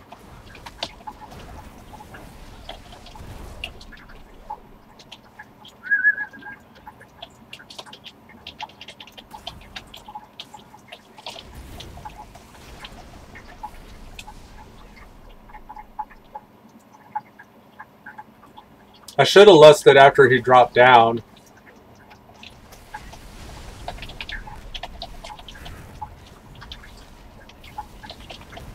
Invocation of Flames up. Who's getting it?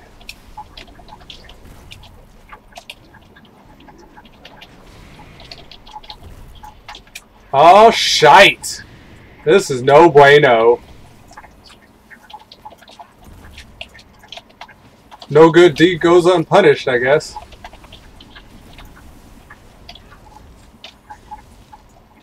Who's getting it now?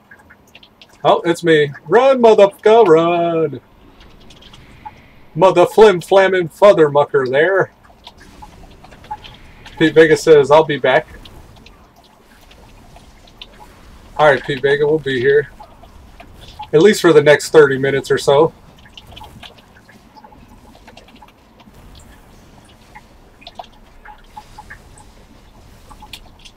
Location.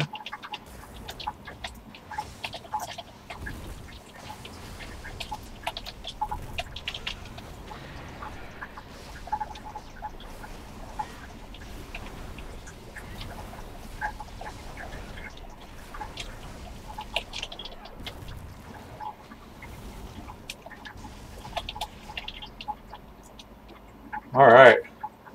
Nice. Ooh, I think those boots might be an upgrade.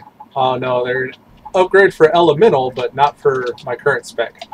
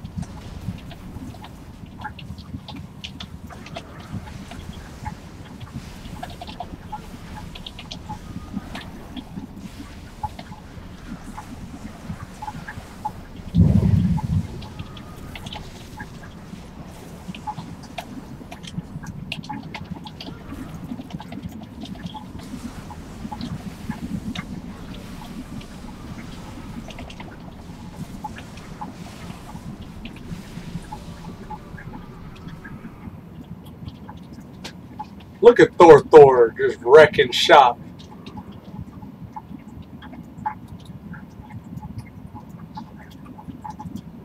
That's kind of a misnomer though, because there was a buff puddle down.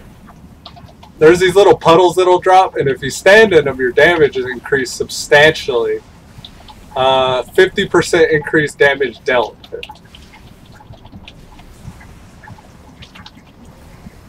So it doesn't really count.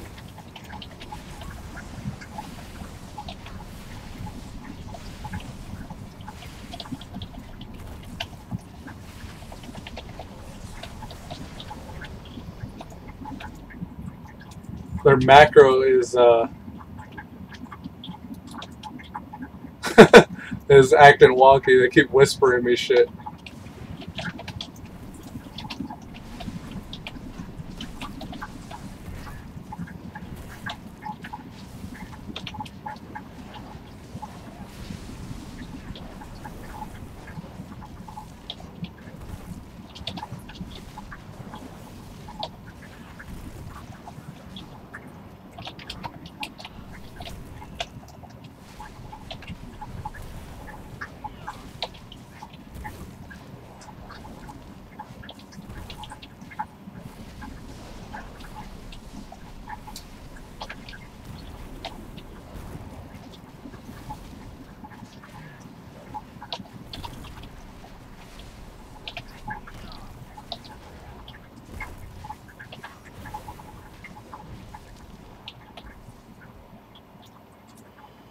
No bloodlust for this boss, unfortunately.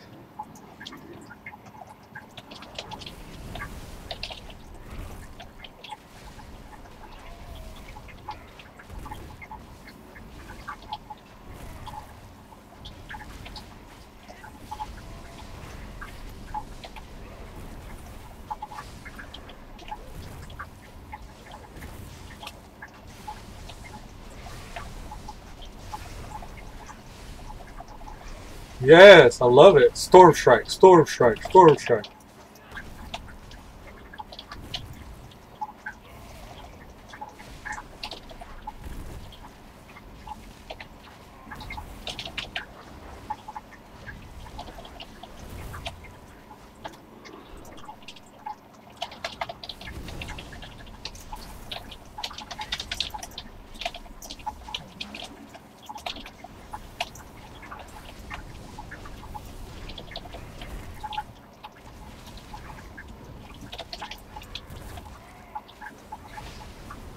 Storm Strike, Storm Strike, Storm Strike, Storm Strike. I love it. It's like you hit the jackpot. It's like a little mini lottery. Storm Strike, Storm Strike.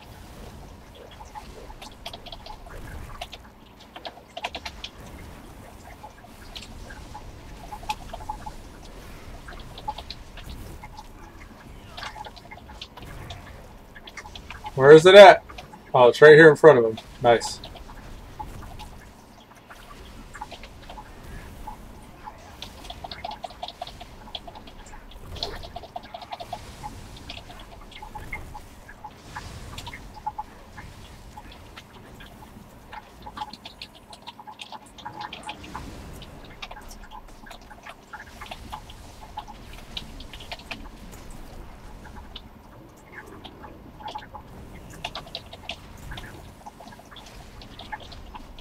This is it. Home stretch.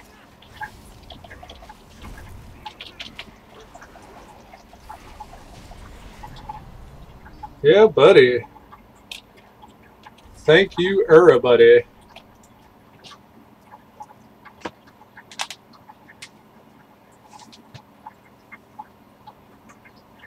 Now, I probably got time for one more. I'll do one more dungeon. Of course, Pinkrose is on. Oh, Pinkrose isn't on yet. Yeah, I probably got time for one more dungeon. Alright, so we're going to return to jail at Riverbend. Yes. Okay, let's do that first. And then up north we have the next in the progression of the next few quests in the progression of the Nessingwary campaign.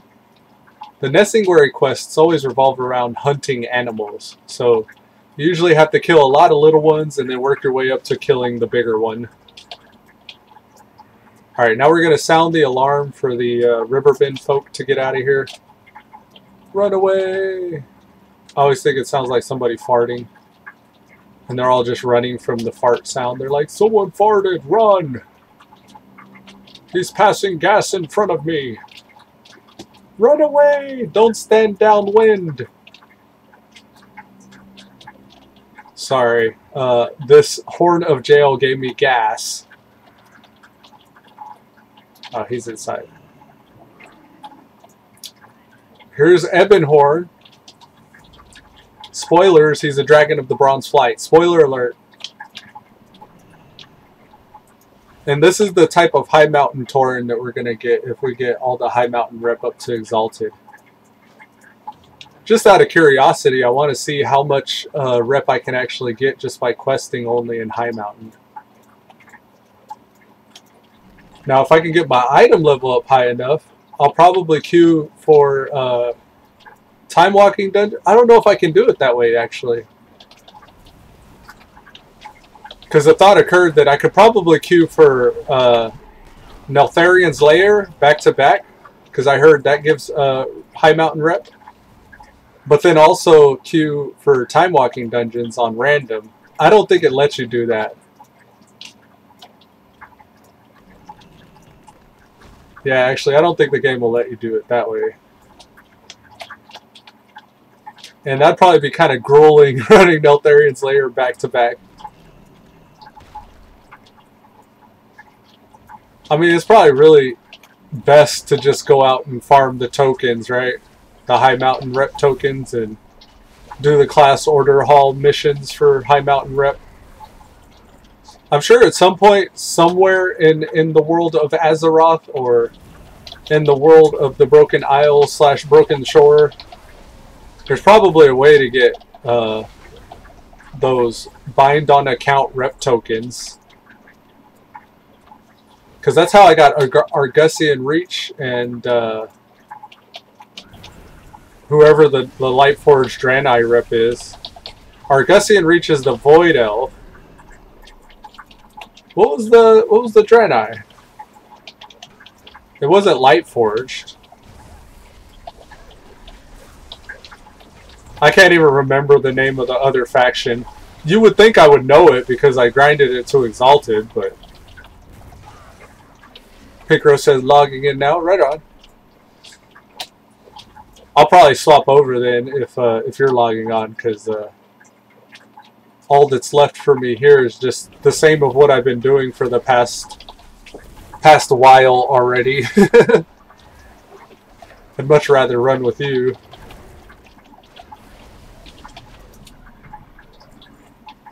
Alright, so I'll kill one more Drogbar and get to a little stopping point here.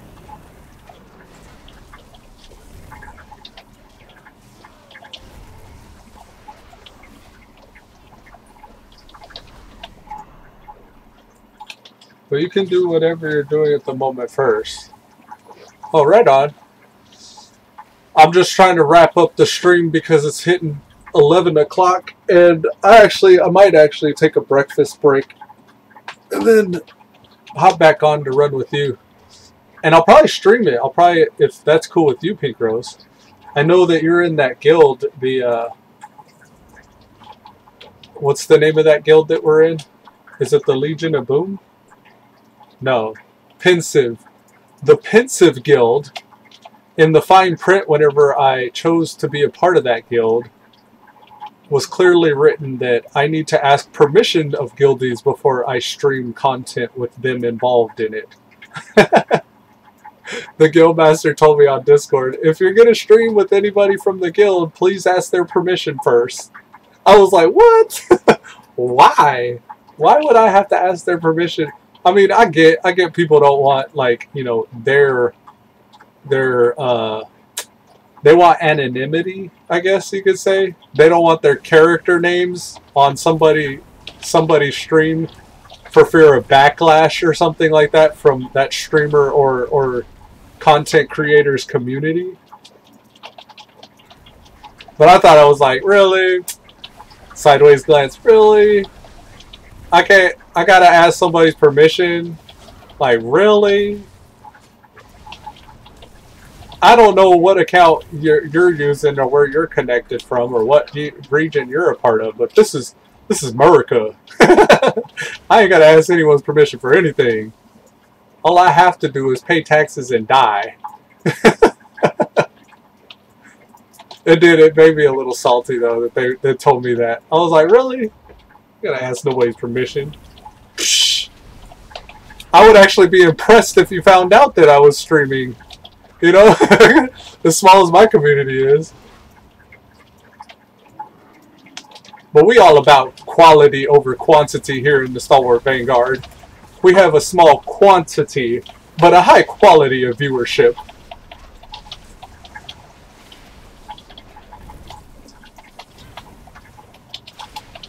These things keep on freezing me. And this guy just popped up out of nowhere. I'm actually a little concerned because when I entered this cave, these guys were dead. Which may be a sign of a rogue nearby. Pinkrose says, you don't need to ask for me. Thanks, Pinkrose. I figured you wouldn't mind because you talk in the chat and that's broadcasted across the thing. But, yeah, I mean, I don't know. I think what bothers me more about having to, quote-unquote, ask for permission is just the fact that, like, I don't know. I would think that you wouldn't get something about being on the camera. Like, even for me, like, something about having the stream going and having the camera on changes who I am when I play. Like, I'm not the same person whenever I'm playing with the camera on as I am with whenever I have the camera off. And then I've seen that as well, like, with other people that were aware I was streaming whenever they group with me. Like, they're not always the same character that they are whenever the camera's on versus off. If that makes any sense. Like, and it's not a bad thing. It's not like they're like, you know, doing anything wrong or like, anything like that. All I mean is, like, there's an awareness in the back of your mind that you're being recorded that kind of like affects your gameplay. Like, you're not as relaxed. Like, I feel like this mostly whenever I'm playing the guitar. If you see me do my guitar time, I don't hit record to record myself, or I don't turn on the camera to record myself playing guitar time unless I've had a really good session. So every guitar time episode you see on my channel is one of those days where I felt like I was playing on another level. Like, I was playing a lot better than I normally do.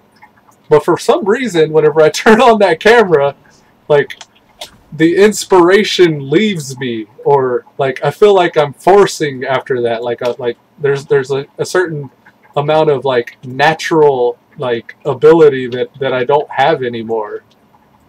There's something about it, like, and I don't know if it's stage fright. Like, stage fright sounds like, it sounds a little misleading because it's not that I don't actually feel afraid or anything whenever I'm playing. Like, I'm not scared of people judging me. I could care less. But, like, I don't know what it is. It's like you lose it. Like, when you start trying to think about it, it's like you step out of the flow state that you were in. You lose your focus, or you lose, like, that essence, or like, I don't know how else to explain it, but I think that's what happens too whenever I'm running with people that are aware that I'm recording. They start, and some of them, like, some of the more, like, some of the less mature types will start, like, maybe trying to pander to the camera or something.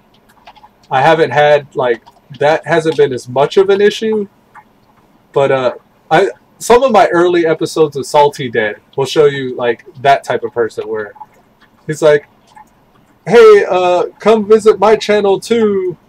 Like, and that's cool because I was promoting Salty Dead for a while, but I don't know, like, there's a certain amount of that happens a lot more, which, like, I care less about recording that type of stuff. I care more about recording, like, just, this is how I play WoW. This is who I play with and what I do when I play WoW. That's what my That's what my channel should show you. It should just represent like my experiences in WoW and the people that I play or run with whenever I'm having those experiences. And that's what I care more about capturing, is it's just that. But yeah, another tangent, another rant and all that. I think the rants are good though. I actually enjoy watching back those rants whenever, because I'm probably my #1 fan. I'll watch all my videos back at some point, or even after I just finished recording it. Like whenever I actually go cook my breakfast, I'm usually putting on that last episode that I was recording and listening back to, you know, my last episode. And I'll hear these little rants or tangents, and some of them are interesting enough that I actually clip them out and I'll put them on the channel later. And I really like those videos. I wish I could get more like natural reactions to those videos. But yeah. Honestly, like, I don't really try to talk a whole lot about what I'm doing or why I'm streaming or, you know, all that stuff. I try not to break that fourth wall too much, because I feel like it takes the immersion out of it. Like, I like to be immersed, like both whenever I'm playing the game and like whenever I'm watching someone play. Like, I want to get, you know, into their adventure, and I want to be a part of that adventure just by, you know, proxy of like watching the person and living vicariously through them playing.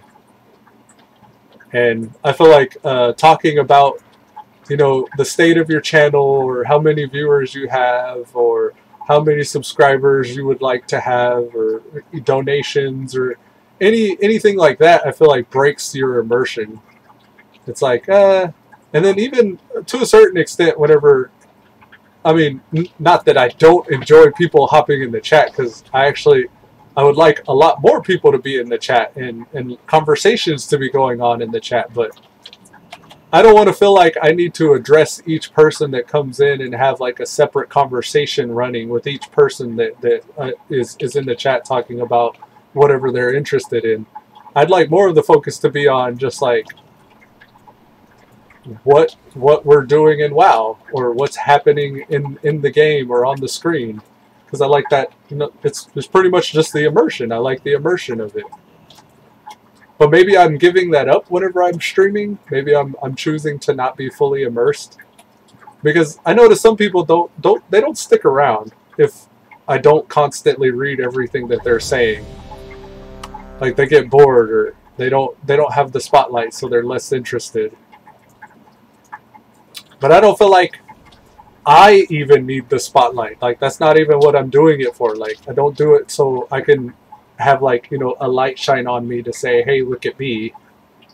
Like, I care more to be just like an anonymous entity, like, enjoying a game, and this is how they're doing it. Like, I don't know. I don't know what I mean or where I'm going with any of that. I'm probably just gonna start mouth breathing and drooling on my keyboard here. Because the dungeons. Hello. Can I? I don't. No, I can't.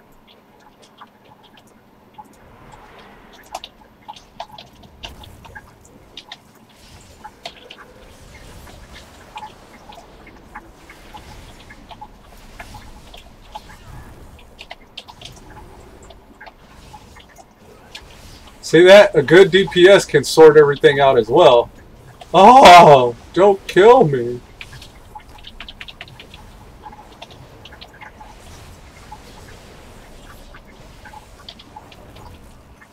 Something was AoEing. That hurt. Where's the tank at? What's happening?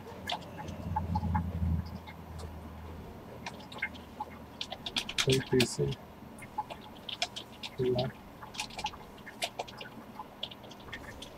Oh, he just left, eh?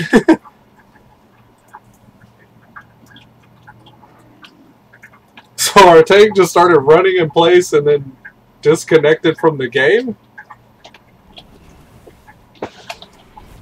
I don't know why that happens, but it happens a lot, and it happens often, where we start a group and then right off the bat, someone leaves. It'll be on the first pull, or during the first pull, or after the first pull, like. But that happens a lot. I don't understand why. Pinkrose said, "Re, yeah, re." I hate when they do that. Why does it happen so often?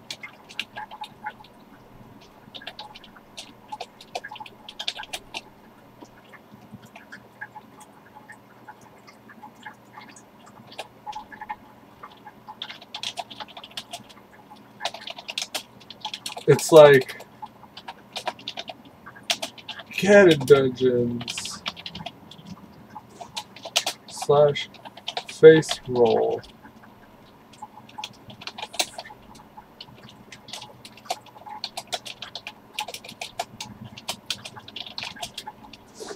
Then takes real damage from real mechanics. Oh, this is hard. / blue group for the lose. This has been my experience. I typed it out right there. It's like, quote, Cata Dungeon / flip face roll for the win.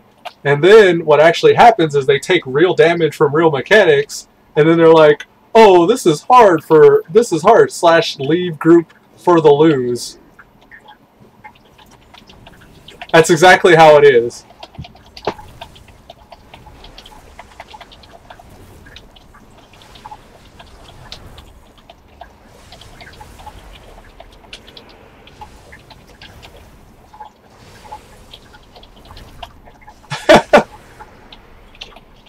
That's what happens. These tanks join and they're like, oh, Cataclysm, that's an old expansion. This will be easy. And then they join and it's like, it's actually, from the looks of it, that portal showed a heroic. So this is actually a heroic difficulty dungeon. But heroic in a sense that mythics are the difficult dungeons in BFA right now. So BFA has normals. You could do a normal a tall Drazar. You could do a normal version of that dungeon. And it's pretty face roll. Like it's not too hard. There are a couple mechanics that will make your life easier if you know and understand them, but it's no big deal if you don't interrupt, or it's no big deal if you just pull everything all at once. Most groups can handle that. But then you go to heroic and it's like, oh wait, there's like 1 or 2 extra abilities. But it's still no big deal if you don't interrupt. And it's no big deal if you just face pull everything. But then the moment you step into Mythic, it's like, oh wait, there's 1 or 2 extra mechanics and everything's hitting a little harder. Like, those mechanics are more punishing. Now we're actually starting to consider interrupting. Now we're starting to actually consider CCing before pulls. And then you get into M+, and then you start getting all them affixes where you get like tyrannical and like, you know, whatever else as it gets stacked higher and higher. And then it's like, okay, so this is a mythic level dungeon. This is what we came for. We know we need to interrupt. We know we need to CC. And we're trying to beat a timer, so it's like even more challenging and stressful because of that. Those dungeons you expect it to kind of be a little bit hard.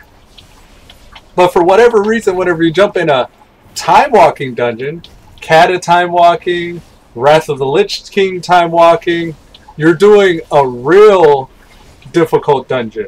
Like a dungeon that has real mechanics that you have to worry about, that you may want to consider CCing, but for the most part, we're too proud. We're too proud to CC in a time walking dungeon.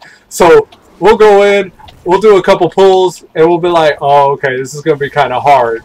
You're getting a level of difficulty that's equivalent to a Mythic dungeon in BFA right now when you do time walking. And not Mythic Plus, I'm just saying a basic Mythic. And I think that that's a good thing. that's where I would love to live. That's the sweet spot, in my opinion, where it's like not totally face roll, and the good players they start shining more in those environments where there's just enough of a challenge to where you can flex a little bit and show a little bit of your knowledge in mechanics and in damage dealing or tanking and healing. And I like that. I always love time walking dungeons. I just wish it was more rewarding to be in them.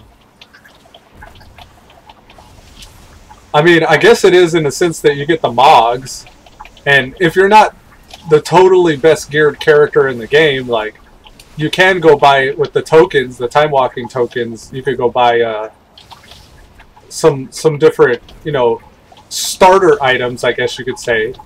They're more like, we had this term, my buddy and I, we used to run in Wrath of the Lich King whenever heroics came out. Everybody was able to get epics all of a sudden, and that was unheard of. Like, you didn't get epics back in BC until you started raiding. And maybe you got an epic as a world drop, or you crafted it or something like that. But it wasn't until Wrath of the Lich King where you started getting epics that dropped off of every single last boss in the game. And you could actually, if you couldn't farm through all those dungeons to get to the last boss that dropped the epic that you needed, you either needed to go through your reputation in order to get it, or start raiding in order to get it. But most people wouldn't let you in the raid unless you had a fair amount of epics, because gear score was coming out and shit back then. Well, another thing about Wrath of the Lich King, where this kind of like, what we ended up calling it was whenever you could start buying epics with tokens, we started calling those the welfare epics, because you didn't work for your epics, you just went and bought them somewhere. So we coined this term welfare epics back then, and that's kind of the state of the game now. It's like, now you have all these welfare items that you can go get, where if you can't actually go and work for these things, then there's some gimmick or gimme way, like welfare blues with these tokens. That's kind of the point of what I was saying, is like, if you get enough of these time warp badges, there's a little welfare blue vendor that can help boost your item level up a little, so you can start doing a little bit more meaningful content, or a little bit more difficult things, like you know, early LFR raids. You can get your item level up high enough to where you can actually queue for LFR. And that'll show you a little bit of what to expect whenever you start raiding, because you get to see most of the mechanics for each fight whenever you start raiding. But I think that they should incentivize you even further, like maybe even allowing you to set the difficulty up a little bit more on these time walking raids, to where if you enjoy this content, or if you enjoy like the expansion that's currently being hosted for time walking, maybe incentivize you a little better to spend your time doing that. Like, a game should allow you to play the way you want to play, and incentivize you just so for doing that. But now we got this elitist versus casuals mentality in WoW, and to a certain extent, it's like not totally just WoW. I mean, this exists in other games as well, like Fortnite. Fortnite, for example, has the noob skins, or the pay-to-win skins, versus the real challenging skins, where, like, if you're a super elite pro player, then you have the season battle pass. Like, you pay for each season that comes out, which is pretty much like your $15 a month sub in any other game. But not only that, but you do the challenges, and the challenges are like, get 12 headshots in a single match, or like, you know, things like that, like kill so many players with a shotgun, and kill so many players with a handgun. Like, there's these actual like little challenges that make it a little bit more difficult to beat the game.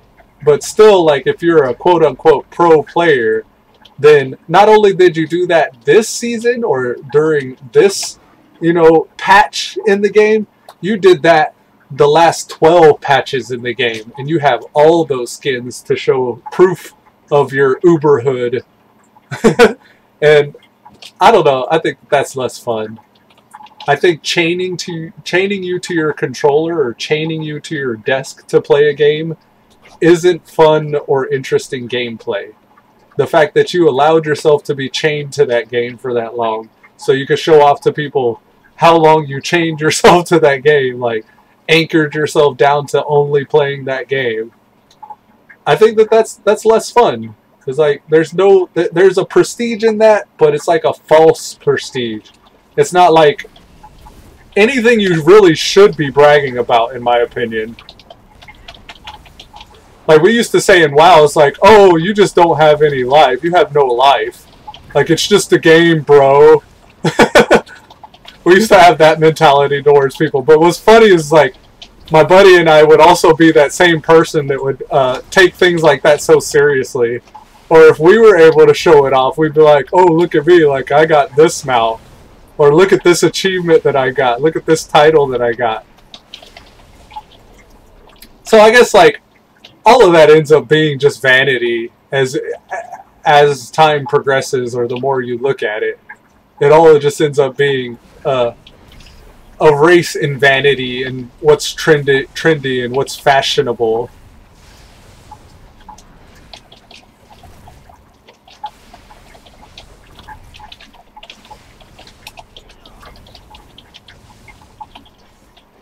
But that's not to say you didn't have fun doing it. And that's what I care more about. I care more about, like, are we having fun?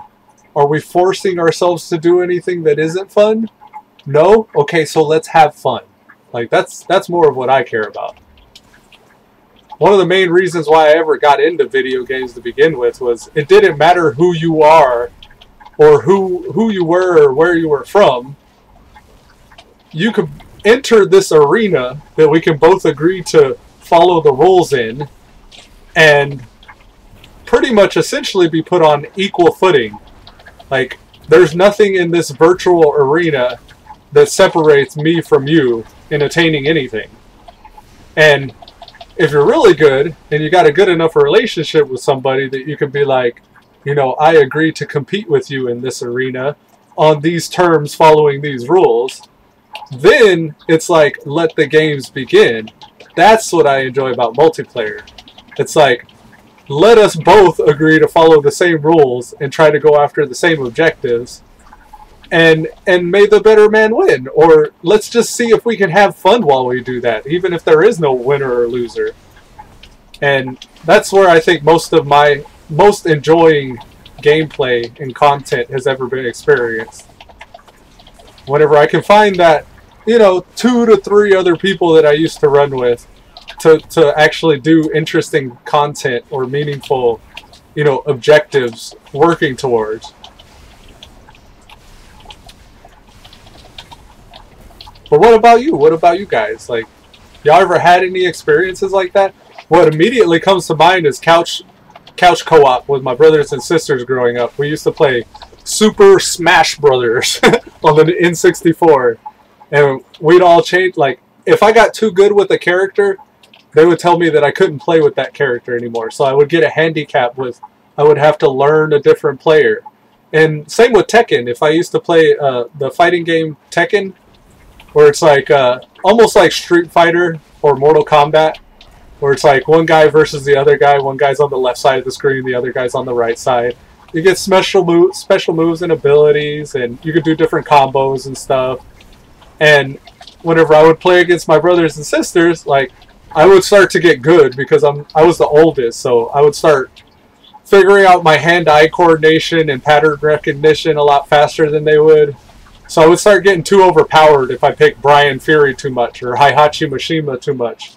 Or if I was in Super Smash Brothers, my favorite character was Fox. I would play Star Fox, and if I started getting too good with Star Fox, then I couldn't pick Star Fox anymore. I had to switch characters. So as a result, it made it more interesting for them to play against me because I was playing somebody I was more unfamiliar with most of the time. But then also, I had more fun playing the game like that with that handicap because I ended up playing classes I was unfamiliar with or characters I was unfamiliar with a lot more, which actually taught me more about all the different characters I could play. And it made it more fun for me to just, you know, switch tunes like that. Same with WoW. Like, WoW is a lot of the same reason why I became an Altaholic was I would start gaining a level of mastery in like the Paladin or something like that. Like back in BC comes to mind specifically because Paladins were OP-AF in BC. In the Burning Crusade, whenever the Paladin's seals wasn't like cast your seal, refresh it. Actually, it was actually. Whenever buffs became a thing, I didn't have to do in the middle of combat. I didn't have to waste global cooldowns on rebuffing Blessing of Might or Blessing of Wisdom or have certain add-ons to track who got what buffs. But then also, like, certain things about the rotation started making sense as a Paladin becoming more of a DPS spec. Because back in the day, a Paladin was just a buff bot. That was the only reason why you brought a Paladin, because their damage was boo-boo. They didn't really have very much in the way of DPS abilities or spells. They had like, what, buff your seal and then judge, and then that was their DPS rotation. I may be oversimplifying because eventually you do get Crusader Strike and stuff, but to the extent of like, you know, how you spec your character, that ended up becoming the gameplay, and that wasn't very fun. So BC, they revamped the Paladin, and in doing so, they accidentally made the Paladin pretty overpowered. And that made it really fun to play because I would just go in destroying shit. I would just start wrecking shop.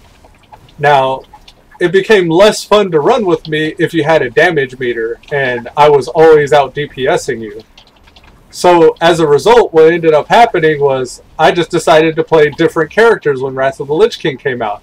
Because I found that, like, if it was less fun to play with me, then people would play with me a lot less, so I decided to give myself that same handicap that I would my little brothers and sisters when we would play Super Smash Brothers.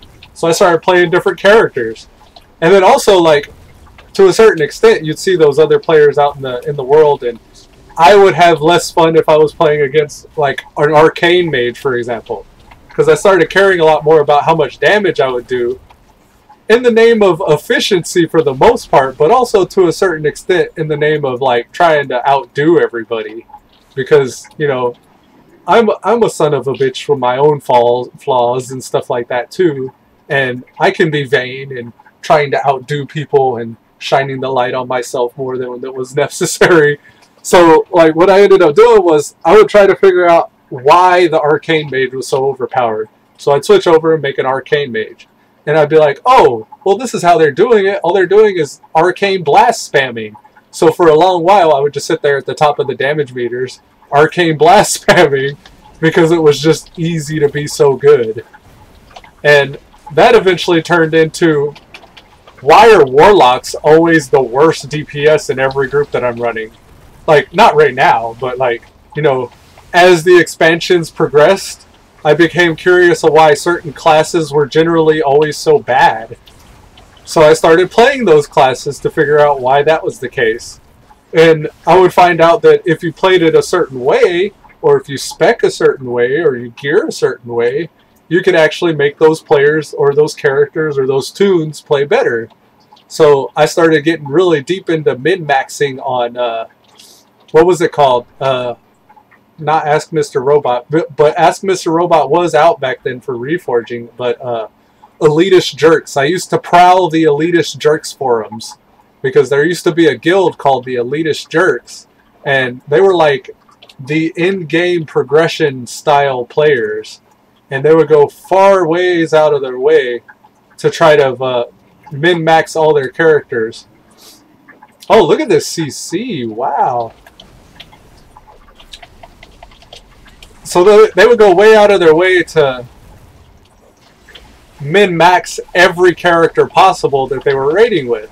And some were better than others. Whenever you took them to the very extreme of what they were capable of, whenever you would min-max, you would start to see just by design, certain classes were just more strong than others by the way their rotation worked, or how they benefited from certain stats. So as a result, you would start to see this elitist jerks community, which actually became a derogatory term, like shortly after, not too long after that. You would start seeing these elitists pop up in dungeons and in groups. And all they were was, like, you know, some teenage brat that had prowled the elitist jerks forums, much like myself at the time, and found out that they could just be the winner easily in any group that they would do if they followed this min-max recipe on the elitist jerks forums, or simmed the hell out of their character and grinded for all the best in slot gear, and reforged a certain way, and spec'd a certain way. That's whenever the invention of these cookie-cutter specs started becoming prevalent. And then after you started seeing all these cookie-cutter specs popping up everywhere, a bit of the community became kind of like, I guess, demoralized because of that. And the devs ended up having to intervene because it's just not fun if everybody has to be an enhanced shaman. And it's not fun if everybody's rolling a shadow priest. Because what if you don't even like that class, but your raid team needs that class, and you end up being pigeonholed into only playing that class just so your guild can get past this boss that you've been stuck on. So you started seeing a lot of people not playing the classes that they wanted to play, but instead playing the classes that they had to play just so they could feel progression in the game. And as a result, the devs addressed this cookie cutter spec issue by homogenizing everything. So then all of a sudden, every class had a bloodlust. Every class, on a smaller scale, on a more micro scale, less macro than that, every class ended up getting a useful buff. Like, it wasn't just the priests or the druids anymore that could give you a useful buff for your party. It now become like rogues had their own, hunters had their own. Like, for example, bloodlusts. If you wanted bloodlust, you used to have to bring a shaman. Or, yeah, that was pretty much it. You had to bring a shaman if you wanted bloodlust. But then mages got it. So, all of a sudden, mages could start providing time warp. And then hunters could actually bring a certain pet. And if you got, like, a corehound pet, then a hunter could give you bloodlust. And then all of a sudden, crafting recipes started becoming the bloodlust. Because your leatherworkers could make your drums of war or whatever. So, then you would bring somebody that was also a crafting person to get your bloodlust. And then the same was true with like arcane intellect and a lot of these other buffs. Like arcane intellect became able to be replaced by a warlock's fell hunter or fell hound. A warlock could pull out their fell hound, and fell intelligence could buff everybody with arcane intellect. And like after a while, you started seeing all these classes become like almost a single meta class. And it really didn't matter who you brought anymore and what your composition was, because you could just bring anybody, because like everybody could do everything. And then that made it to where like your favorite class that you had always played since vanilla, like a priest or something, wasn't so special anymore. Because back in the day, if you wanted a priest, like you really had to look for him. Not everybody played a priest. It was almost a sign of prestige just to be a priest at max level because they were so hard to find. But yeah, I mean, like, all that became, like, this mix mash of what we have nowadays, where they're trying to find that balance of, like, everybody being able to do everything on one extreme to everybody being able to, like, also be unique. So with the balance of everybody doing everything, nobody's unique. But on the other side of the scale, if some people can do some specific things, then, you know, the opposite, vice versa. I'm losing my train of thought because I'm like, oh, okay.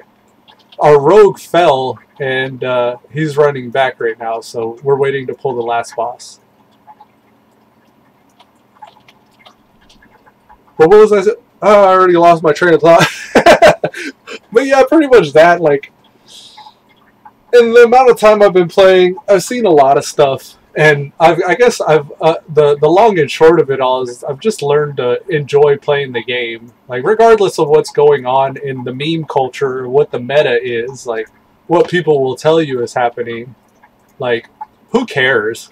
Like, when it all boils down to it, like what I play for is just the couch co-op experience, just being able to play alongside people and have like different objectives that we could complete together that maybe will make for interesting stories later on, or just shared experiences in building relationships with people outside of just, you know, log in, do my keys, log out, log back in for raid night.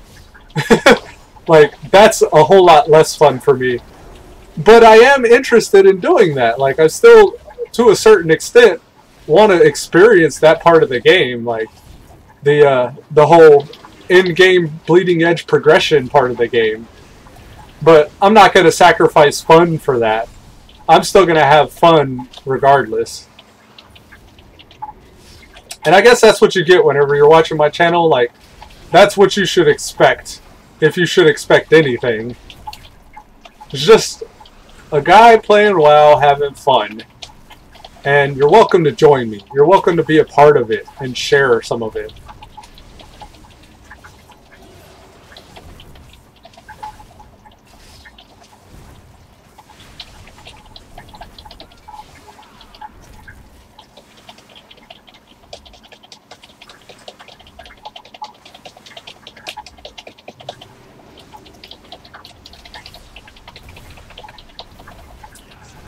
I'm just going to mouth breathe and drool on my keyboard a little bit here for this last bit.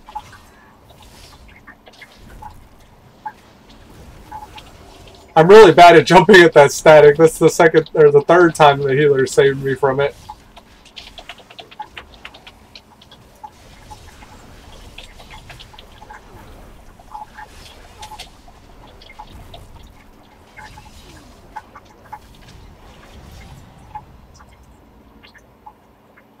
I really need to pull out my res. Sorry for missing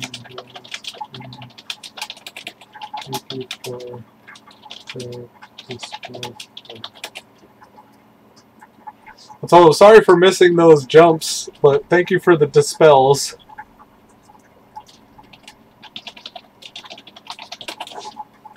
Alrighty. With that, folks, I'm going to go ahead and conclude today's episode of Elude Stalwart, playing World of Warcraft Battle for Azeroth during the Time Walking Cataclysm event while leveling in Legion. I appreciate you guys coming to hang out with me, and until next time, farewell. Peace.